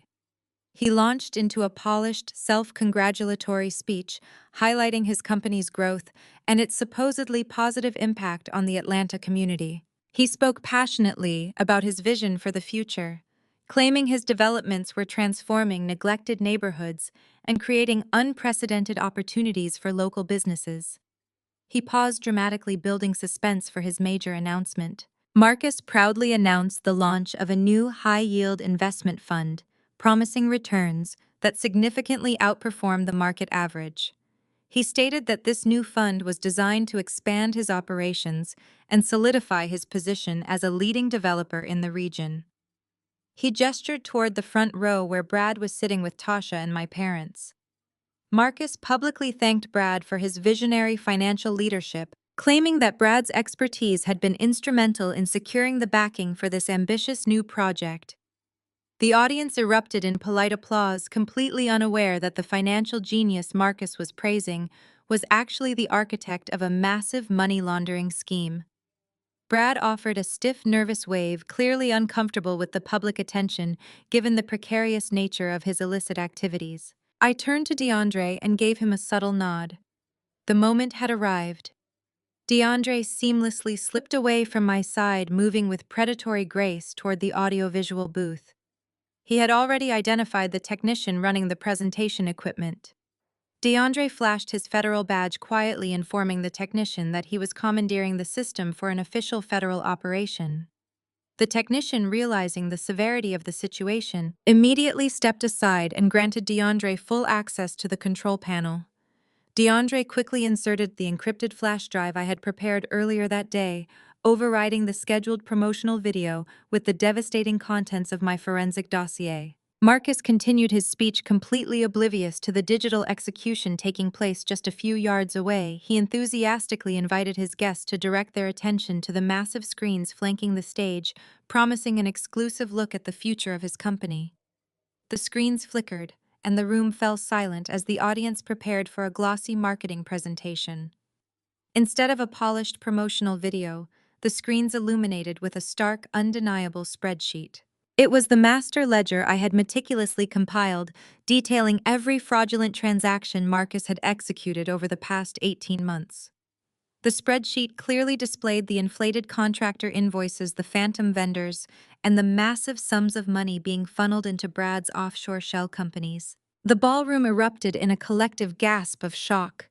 The wealthy investors in the front rows stared at the screens, their expressions morphing from polite interest to sheer panic. They recognized the names of the shell companies and the massive amounts of money being moved illegally.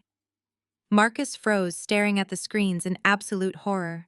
He stammered, attempting to regain control of the narrative, claiming there was a technical glitch or a malicious cyber attack. He desperately signaled for the technician to cut the feed, but DeAndre had already locked the system, ensuring the evidence remained prominently displayed for everyone to see. The screens shifted, displaying a series of internal emails between Marcus and Brad. The emails explicitly detailed their coordinated efforts to bypass anti-money laundering protocols and hide their illicit profits. The final blow came when the screens displayed a collection of text messages Brad had sent to Marcus. In these messages, Brad arrogantly boasted about his ability to manipulate the financial system and hide their dirty money. He explicitly referred to Marcus using racist and degrading language, calling him a gullible pawn who was too stupid to understand the complexities of offshore banking. The silence in the ballroom was deafening. The investors were furious, realizing they had been actively defrauded by the man standing on stage. Brad sat frozen in the front row, his face drained of all color as his racist and criminal behavior was broadcast to the entire room. My parents looked horrified, their perfectly crafted illusion of family success shattering in front of their social circle. Marcus was hyperventilating, his eyes darting frantically as he realized his empire was collapsing in real time. He looked down at me, standing calmly in the back of the room.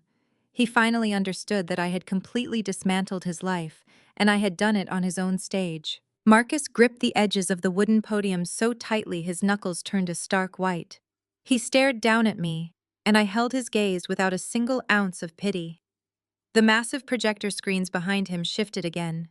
DeAndre was running the presentation with absolute lethal precision. The display transitioned from the master ledger to a highly detailed flowchart. It mapped the exact trajectory of every investment dollar in the room. The graphic showed the clean capital flowing into Marcus and his supposed flagship developments, and then immediately siphoning out through offshore accounts located in the Cayman Islands and Cyprus. It explicitly highlighted the names of the investors sitting in the front rows. Next to their names were the exact amounts they had been defrauded. The murmurs in the ballroom rapidly escalated into a low and dangerous roar. The next slide was a masterpiece of forensic auditing. It displayed the corporate registration documents for the phantom vendors Marcus had used to inflate his construction costs. Beside those documents were the corresponding banking authorization forms. The signature on every single authorization form belonged to Brad. The screen zoomed in, highlighting Brad and his executive title at the bank. It proved unequivocally that the clean-cut financial genius of the family was the sole architect of the money laundering mechanism. He was the one overriding the security protocols to ensure the stolen funds bypassed federal detection. A prominent local politician sitting 2 tables away from my parents stood up and threw his napkin on the table. He pointed a trembling finger at the screen and shouted that he wanted his money back immediately. But the financial devastation was only the first part of the execution. I needed to destroy the personal alliances that had allowed this toxic ecosystem to thrive. DeAndre triggered the next sequence. The screens went entirely black for 2 seconds, building a suffocating tension in the room. Then the darkness was replaced by high-resolution screenshots of a private text message thread between Brad and a fellow bank executive. The dates aligned perfectly with the initiation of the money laundering scheme. The text was enlarged, so even the guests in the very back of the ballroom could read every single word. Brad had written that he found the perfect idiot to take the fall for his offshore operation. He called Marcus a loud and obnoxious street hustler playing dress-up in tailored suits. He bragged to his colleague that Marcus was so desperate for white corporate validation that he would sign anything put in front of him without reading a single line. The messages grew increasingly vile and overtly racist. Brad referred to Marcus as his token shield. He stated that if the federal authorities ever came knocking, they would take one look at a flashy black developer throwing money around Atlanta and immediately assume he was the sole mastermind. Brad laughed in the texts, boasting that he would be relaxing on a beach while his brother-in-law took the entire federal indictment. He called my family a collection of desperate social climbers who were too blinded by country club memberships to see they were being used as a disposable buffer. I shifted my gaze to my family sitting in the front row. Tasha was staring at the massive screens with her mouth hanging open. The illusion of her perfect progressive marriage was disintegrating in bright neon letters. She turned to look at Brad, but he was completely paralyzed, staring at his own racist words broadcast to hundreds of people. My father stood up and grabbed Brad by the collar of his expensive tuxedo. Seeing his son-in-law refer to our family as disposable social climbers broke whatever fragile alliance they had formed. He shook Brad violently, demanding to know if he actually wrote those messages. Brad tried to pull away, stammering and sweating profusely, but he had nowhere to hide. The ballroom descended into absolute anarchy. The investors who had just been promised unprecedented returns realized they were the victims of a massive federal crime. Several wealthy businessmen rushed toward the stage, demanding answers from Marcus. They shouted that they were going to sue him for every penny he had and destroy his life. Women in evening gowns pushed their way toward the exit, pulling out their phones to call their own attorneys. Glass shattered somewhere near the bar as people knocked over tables in their frantic attempts to distance themselves from the imploding enterprise. The string quartet players grabbed their expensive instruments and scrambled away to avoid being trampled by the aggressive crowd. Jasmine was backed against the velvet curtains of the stage, looking like a cornered animal. She was entirely alone now, with nowhere to hide. The glamour and prestige she thought she had secured by destroying my marriage were completely gone.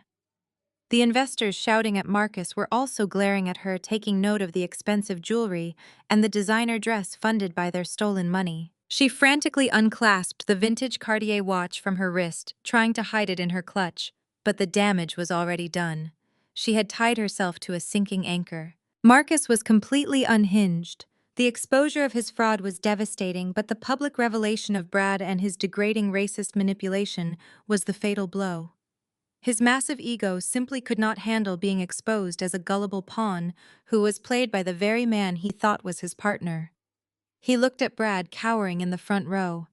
Then his bloodshot eyes locked onto me, standing calmly in the back of the chaotic ballroom. I did not blink. The realization that I had orchestrated this entire symphony of destruction finally snapped whatever remaining shred of sanity he possessed. He dropped the microphone, causing a loud screech of feedback to echo through the sound system.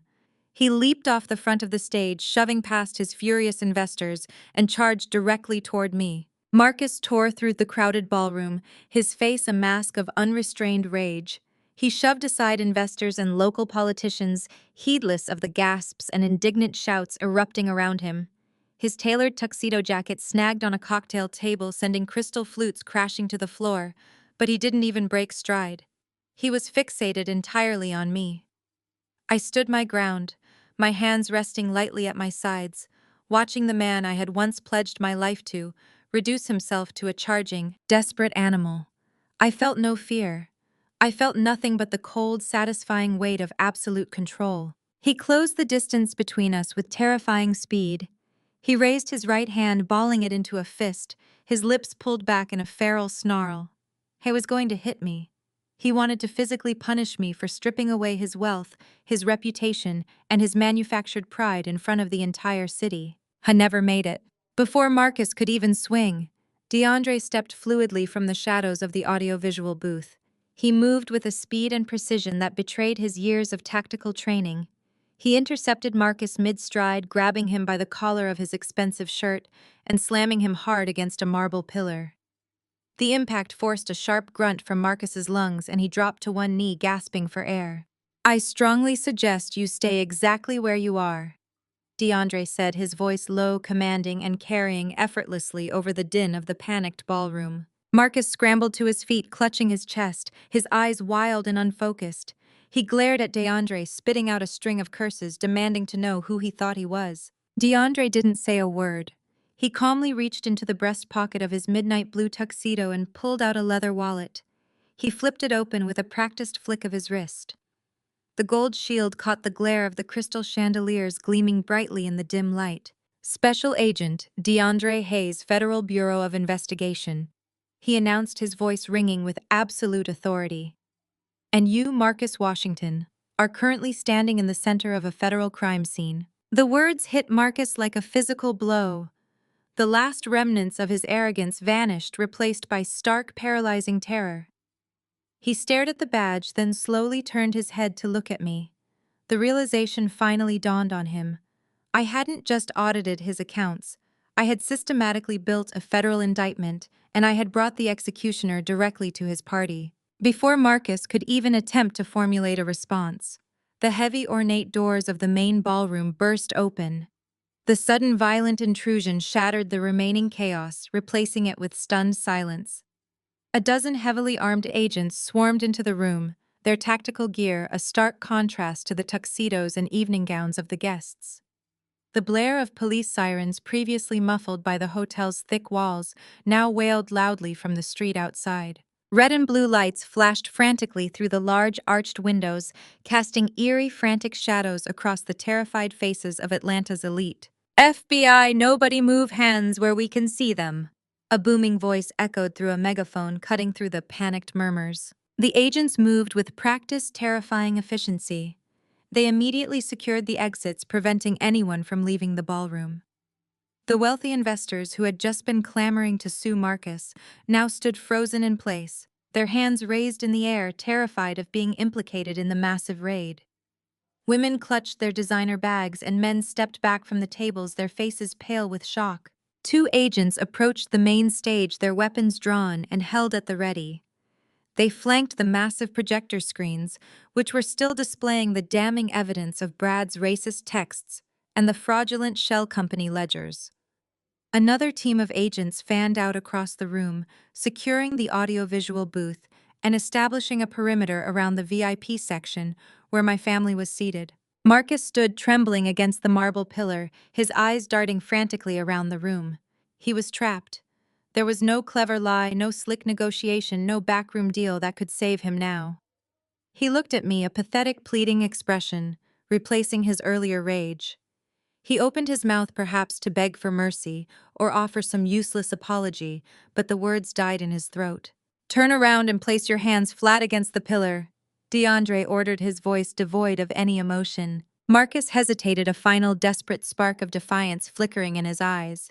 He looked toward the stage, then back at DeAndre. "Do it now," DeAndre repeated, his tone sharp and uncompromising. Marcus slowly turned around, placing his trembling hands against the cold marble. DeAndre swiftly kicked Marcus's legs apart, forcing him into a wide, vulnerable stance. He pulled a pair of heavy steel handcuffs from his pocket and secured them tightly around Marcus's wrists, the metallic click echoing loudly in the quiet room. I watched the man who had promised to love and protect me, being humiliated and restrained in front of hundreds of people. I felt a profound sense of closure. He had tried to break me to cast me aside like disposable garbage. Now he was the one being discarded his entire life, reduced to a federal case file and a pair of handcuffs. The lead agent, a tall man with a stern face and a clipped, efficient demeanor, approached DeAndre. He glanced at Marcus, then turned his attention to me. "Agent Hayes," the lead agent said, his voice crisp. "We have the perimeter secured. The secondary teams are executing the simultaneous warrants at the corporate offices and the bank branch. Everything is moving according to the operational timeline." "Excellent," DeAndre replied, stepping back from Marcus. "The primary targets are all present." The lead agent nodded, his eyes scanning the room until they landed on the front row of the VIP section. He pointed a firm finger toward the terrified group of people huddled near the stage. "We need to secure Bradley Miller," the agent announced, his voice carrying clearly across the silent ballroom. "We have multiple federal warrants for his arrest." The spotlight suddenly shifted, illuminating the devastating reality facing my family. The raid wasn't just about Marcus. It was a comprehensive dismantling of the entire corrupt ecosystem they had built. I stood calmly beside DeAndre, watching as the federal agents moved with purposeful intent toward the man who had tried to destroy my career. The execution was flawless, and the real reckoning had only just begun. The lead agent's command echoed through the ballroom, shattering the last remnants of denial. "Bradley Miller, step forward and surrender." He boomed, his gaze fixed on the front row. The spotlight operated by the commandeered audiovisual booth tracked his gesture, bathing Brad in a harsh, unforgiving light. Brad, the architect of the entire financial disaster, did not step forward. The color had completely drained from his face, leaving him looking sickly and small in his tailored tuxedo. He looked left toward Tasha, whose eyes were wide with a mixture of horror and betrayal, and then right toward the exit doors, which were currently blocked by heavily armed federal agents. In a moment of pure panicked desperation, he chose the only option that made absolutely no sense. He bolted. He lunged away from his seat, knocking over a crystal water pitcher that shattered loudly against the floor. He ignored Tasha's sharp scream and sprinted toward the kitchen service doors, a pathetic attempt to escape the inevitable. He didn't even make it past the first row of tables. A tactical agent moving with terrifying speed intercepted him. The agent didn't merely block Brad's path, he tackled him hard, taking him straight to the polished marble floor. The impact was violent, the sound of a heavy body hitting the ground echoing over the gasps of the remaining guests. Brad yelped as the agent pinned him down swiftly, twisting his arms behind his back. The distinct metallic click of handcuffs snapping shut finalized his capture. Brad, the arrogant financial mastermind who had mocked Marcus's intelligence in those exposed text messages, was now writhing on the floor. His expensive suit ruined his dignity, completely stripped away. "Bradley Miller, you are under arrest for federal wire fraud, tax evasion, and money laundering," the agent recited, his voice calm and methodical as he hauled Brad to his feet. Tasha watched the scene unfold with a look of absolute devastation. The husband she had constantly paraded as a pillar of success, the man she had used to belittle my career, was being dragged away like a common criminal. The illusion of her perfect life was disintegrating, replaced by the stark reality of federal indictments and public disgrace. On the other side of the room near the stage, Marcus's arrest was equally humiliating. He was already handcuffed against the marble pillar guarded by DeAndre, but the lead FBI agent now approached him to formally execute the warrant. The agent recited the same list of charges, his voice cutting through the tense silence of the ballroom. Marcus, the charismatic developer who had just been boasting about his visionary leadership, stood silent and defeated. The investors he had invited to witness his triumph were now watching his downfall, their expressions filled with disgust and anger. The empire he had built on stolen funds and arrogance had crumbled into dust. Jasmine, witnessing the swift and brutal arrests of both Marcus and Brad, realized her own precarious situation. She was standing near the stage wearing the stolen Cartier watch, surrounded by angry investors and federal agents. The sheer panic in her eyes was unmistakable. She didn't wait for an agent to approach her. She slipped off her designer high heels, abandoning them near the edge of the stage, and began to edge toward the heavy velvet curtains. She thought she could slip away unnoticed in the chaos. She was wrong. An alert agent spotted her movement and intercepted her before she could reach the service hallway. He grabbed her arm firmly, demanding she stop. Jasmine shrieked, struggling against his grip, her carefully crafted image of innocence completely shattering. The officer demanded she hand over the watch immediately. Jasmine frantically unclasped the stolen heirloom and thrust it toward the agent, her hands trembling violently. She sobbed uncontrollably, pleading that she didn't know anything about the fraud, that she was just a victim. The agent secured the watch in an evidence bag and informed her she was being detained for questioning regarding the grand larceny charge and her involvement in the money laundering scheme. The entire spectacle was a brutal, orchestrated demolition of the toxic ecosystem my family had built. My parents, Richard and Valerie, stood near their overturned table watching the nightmare unfold.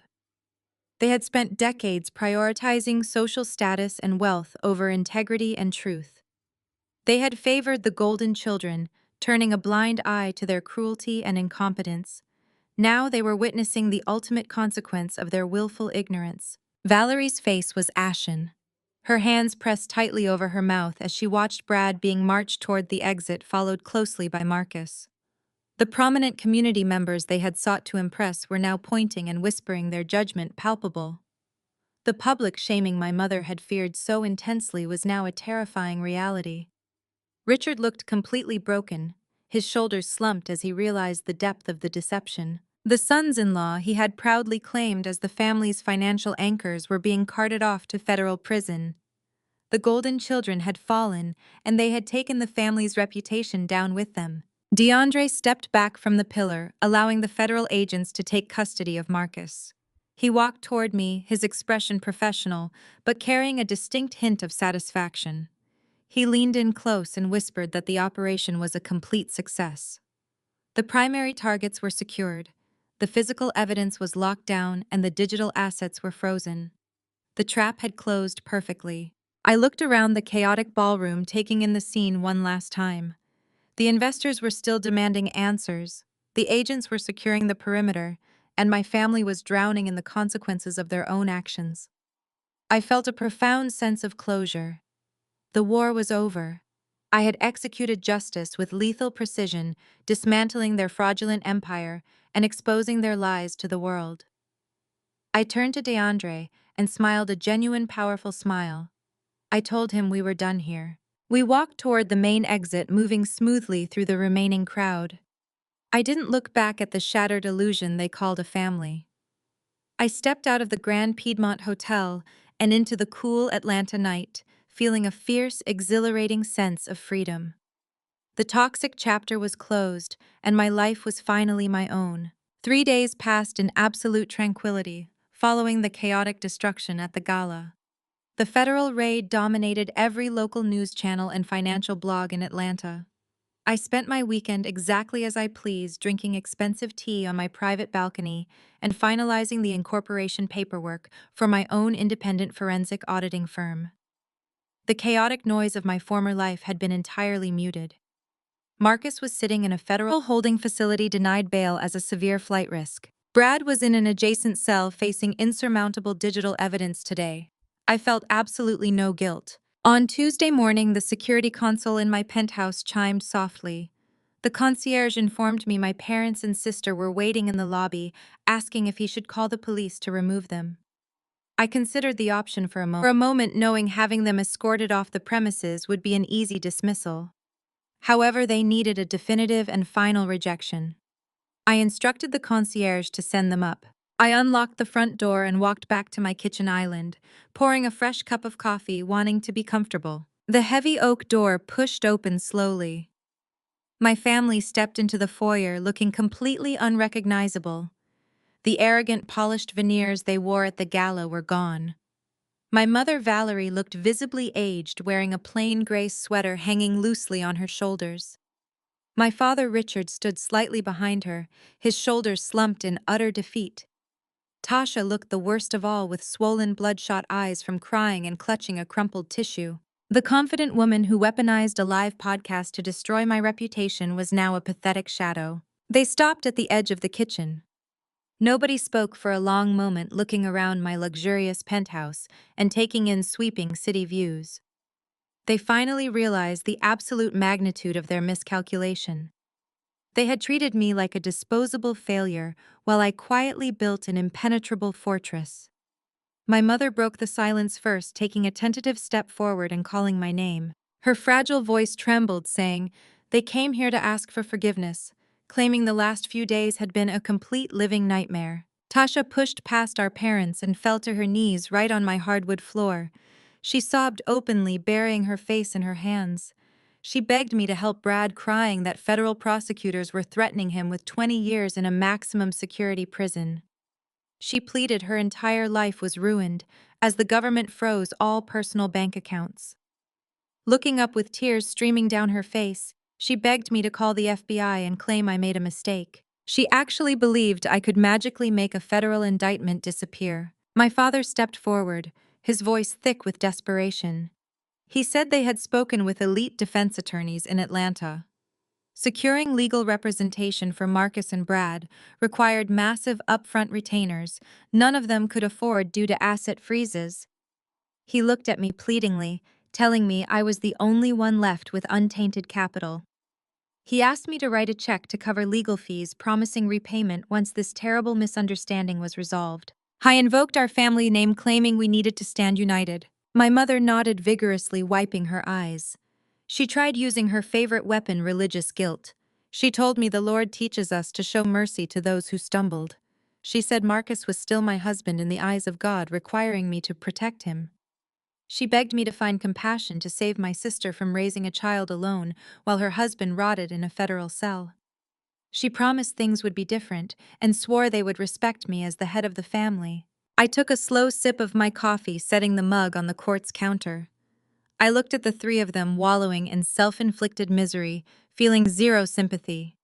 I told Tasha to get off my floor because her dramatic performance was useless. I explained federal agents arrest executives based on irrefutable evidence.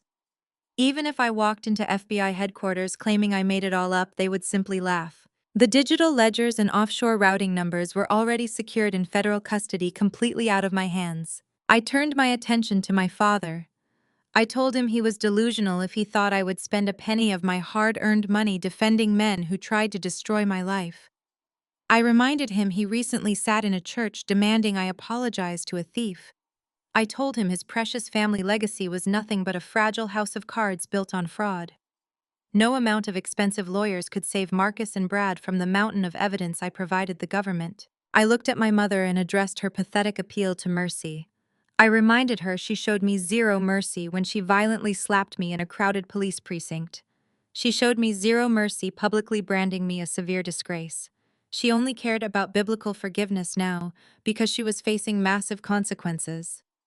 I stated clearly I was not their savior or their safety net. They chose to align with arrogant criminals because they loved the empty illusion of wealth. Now they would experience the brutal reality of federal prosecution. I walked around the kitchen island toward the front door. I pulled it open, gesturing to the empty hallway. I told them this was the absolute last time they would ever step foot in my home. My lawyer would officially send cease and desist orders to all of them by tomorrow morning. I promised that if they ever tried to contact me again, I would have them arrested for criminal harassment. My mother sobbed louder, while Tasha remained frozen in shock. My father slowly guided them out. They walked into the hallway looking utterly broken. I slammed the door shut and locked it, securing peace forever. The silence in my penthouse lasted exactly 4 seconds before the frantic pounding began. They were out in the hallway, hammering their fists against the heavy oak wood, completely abandoning whatever shred of dignity they had left. My father Richard demanded I open the door, his muffled voice echoing through the luxury corridor. Tasha was wailing a high-pitched screech that sounded like a wounded animal. I stood in the foyer, taking a deep breath. I realized that simply shutting the door was not enough. Kicking them out only addressed the immediate annoyance. They needed to understand the absolute finality of this moment. They needed a surgical deconstruction of the toxic mythology they had built around our family.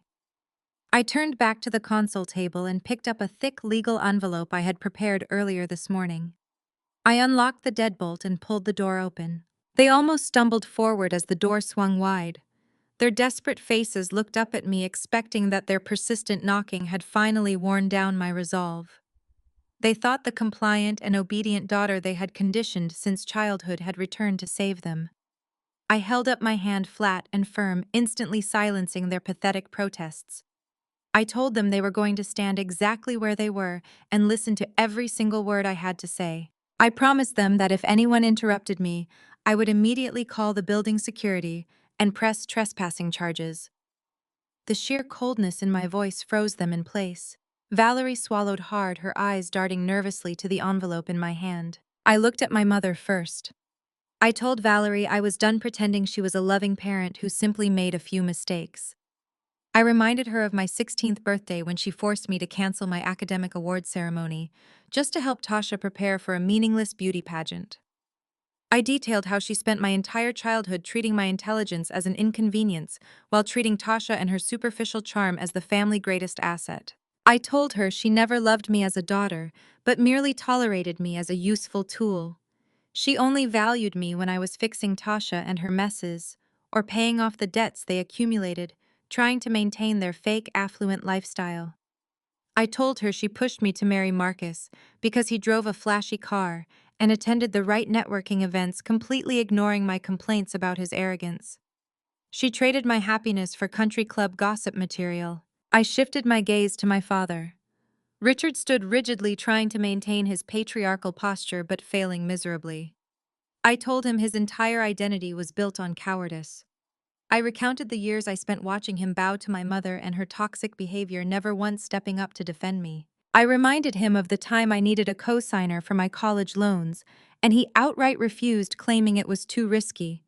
Yet he easily signed over his house as collateral when Marcus wanted to start a speculative business venture. I told him he had always been intimidated by my independence. He preferred the fragile dependency of Tasha and the loud, boastful arrogance of Marcus because they made him feel important. I told him he failed his most basic duty as a father, which was to protect his child from predators. Instead, he invited the predators to the dinner table and demanded I serve them. Finally, I looked at Tasha. My younger sister was shivering, clutching her designer purse like a life preserver. I did not raise my voice, but every word was a calculated strike. I told Tasha she had spent her entire existence being a parasite. I reminded her of the countless times she stole from my savings, stole my professional contacts, and stole my peace of mind. I told her she married Brad because she wanted a man who could easily fund her lazy lifestyle without asking any difficult questions. She turned a blind eye to his obvious financial crimes because questioning his wealth meant she might have to actually work for a living. I told her she was not a victim of Brad and his money laundering scheme. She was a willing and greedy beneficiary. I told her she deserved every single second of the federal nightmare she was about to endure. My mother started to cry again, opening her mouth to offer another pathetic excuse. I raised my hand again, shutting her down instantly. I told them this was not a negotiation or a family therapy session. I held up the thick legal envelope and pressed it firmly into my father and his chest. I told him inside were official cease and desist orders drafted by my legal team. The documents legally prohibited them from contacting me, approaching my residence, or attempting to communicate with my corporate firm. I informed them that my lawyers had also filed preemptive financial barriers, ensuring they could never attempt to claim familial support or sue me for alimony or maintenance. I was legally and financially severing all ties to their toxic legacy. My father looked down at the envelope as if it were radioactive. He stammered, asking how I could be so incredibly heartless to my own flesh and blood. I smiled a very slow and empty smile. I told him I learned everything I knew about being heartless from watching them. I reminded them they had zero problem throwing me to the wolves when they thought Brad and Marcus were going to make them rich. I told them they only remembered we shared blood when their bank accounts were frozen by the federal government. I stated with absolute clarity that I would not give them a single dime for legal defense for rent or for groceries. They were entirely on their own to face the music. I stepped back inside my foyer and placed my hand on the heavy oak door. I looked at the three of them standing in the hallway, stripped of their wealth, their pride, and their golden children. They were nothing but strangers to me now. I told them to take a very good look at me, because this was the absolute last time they would ever see my face. I told them to enjoy the federal indictments and the community disgrace they had worked so hard to earn. I did not wait for their response. I swung the door shut with a solid and resounding thud. I turned the deadbolt, locking them out of my life permanently. I walked back into my quiet, beautiful penthouse, feeling a profound and unshakable sense of peace. The heavy chains of my past were completely shattered and I was finally entirely free. 6 months passed, with the rapid, clean precision of a perfectly balanced ledger. The humid Georgia summer transitioned into a crisp autumn, and my life transformed just as dramatically. I stood by the floor-to-ceiling windows of my new corner office, overlooking the Atlanta financial district. I was no longer a senior auditor working under the thumb of terrified executives. I was the founder and chief executive officer of Vanguard Forensic Auditing, an independent firm specializing in high-stakes corporate fraud and federal compliance. My client list exploded following the public collapse of my ex-husband.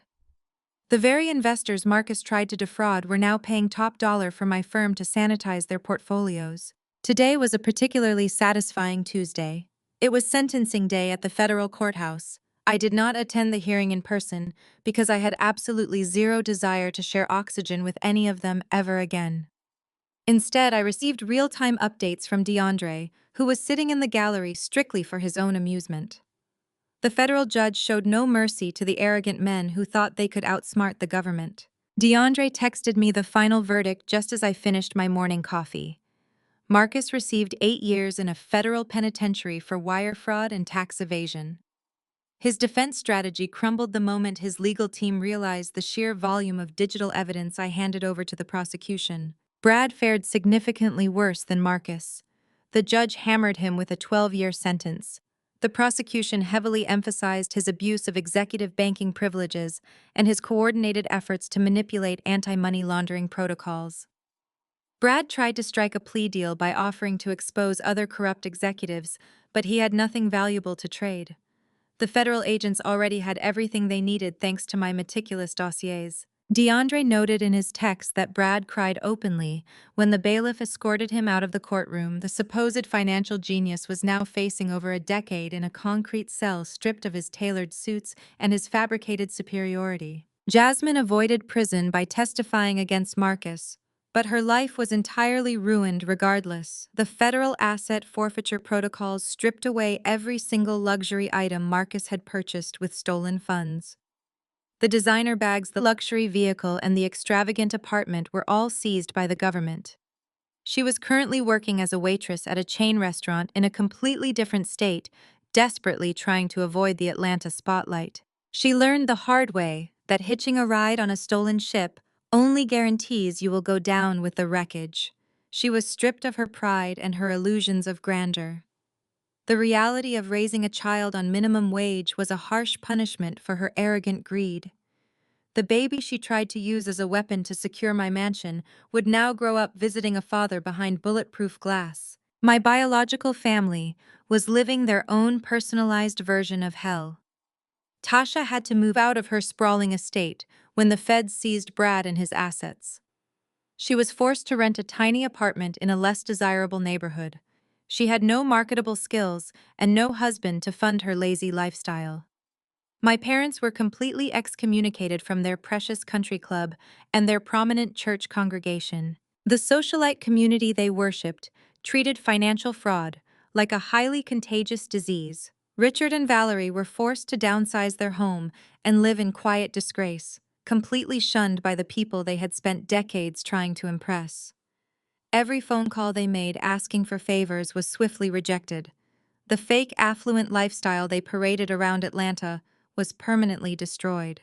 They had traded their only loyal daughter for a fleeting illusion of wealth and ended up with absolutely nothing. My desk phone buzzed, pulling me away from the window. My personal attorney informed me that the family court judge had just signed the final dissolution decree. My divorce from Marcus was officially on the books. Because I preemptively froze the assets and submitted proof of his financial crimes, the judge awarded me everything I asked for. I kept my grandmother and her Cartier watch, which the police returned to me from the evidence locker. I kept my retirement accounts, my independent investments, and my absolute peace of mind. Marcus was legally ordered to pay my attorney fees, which would simply be added to the massive pile of federal restitution he owed the government. I walked over to my desk and picked up my favorite Mont Blanc pen, the exact same pen I used to sign the lethal divorce addendum 6 months ago. I signed the final corporate registration documents for my new firm. I did not feel any lingering sadness or grief for the decade I spent married to a narcissist, or the childhood I spent trying to please toxic parents. They were necessary lessons in survival. They taught me how to spot a lie from a mile away and how to systematically dismantle anyone who tried to manipulate me. I had weaponized my trauma and turned it into an impenetrable shield. My assistant knocked lightly on my glass door. She held a tablet and informed me that the board of directors from a major tech company was waiting in the main conference room. They wanted to hire my firm to conduct a sweeping internal audit. I thanked her and grabbed my briefcase. I took a deep breath and let the cool air conditioning of my corporate sanctuary fill my lungs. The journey was grueling, but the destination was worth every calculated move. I had outsmarted the men who tried to ruin me and banished the family that tried to break me. I walked out of my office feeling a fierce and unrelenting sense of power. I was not the dry and boring numbers girl they thought they could easily discard. I was the architect of my own empire. I had burned their fraudulent kingdom to the ground and built my fortress on the ashes. I stepped into the conference room ready to command the room. The past was completely erased and my future was absolutely mine to control. The story of Camille is a powerful and gripping testament to the importance of recognizing your own worth, especially when those closest to you actively refuse to see it. One of the most profound lessons to take away from this narrative is that biology does not automatically equate to loyalty or love. Society often conditions us to forgive family unconditionally and to keep the peace at all costs. However, Camille's journey teaches us that genuine love should never come at the expense of your mental health, dignity, or personal security. Setting ironclad boundaries is not an act of cruelty. It is a vital act of self-preservation. When toxic individuals, whether they are partners or parents, try to use your silence as a shield for their own incompetence or malice, stepping away and letting the truth speak for itself becomes your greatest weapon. Furthermore, the story highlights the incredible power of quiet competence and financial independence. Marcus and her family fatally underestimated Camille, reducing her to a boring numbers girl, while they chased superficial status and fake wealth. But real power doesn't need to be loud, flashy, or constantly seeking external validation. True strength lies in preparation, education, and absolute self-reliance. By mastering her craft and maintaining her integrity, Camille ensured that no one could ever trap her in a false narrative of failure. She didn't need to seek petty, chaotic revenge. She simply gathered the undeniable facts and allowed natural consequences to take their devastating course. Ultimately, the greatest payback against those who try to break you is not just seeing them fall, it is building a life and an empire so strong that their opinions, lies, and manipulations can no longer reach you. You are the sole architect of your own destiny, and no one else gets to hold the pen to write your final chapter. Have you ever had to draw a hard line to protect your peace from toxic people? And how did that boundary transform your life? Let me know in the comments below.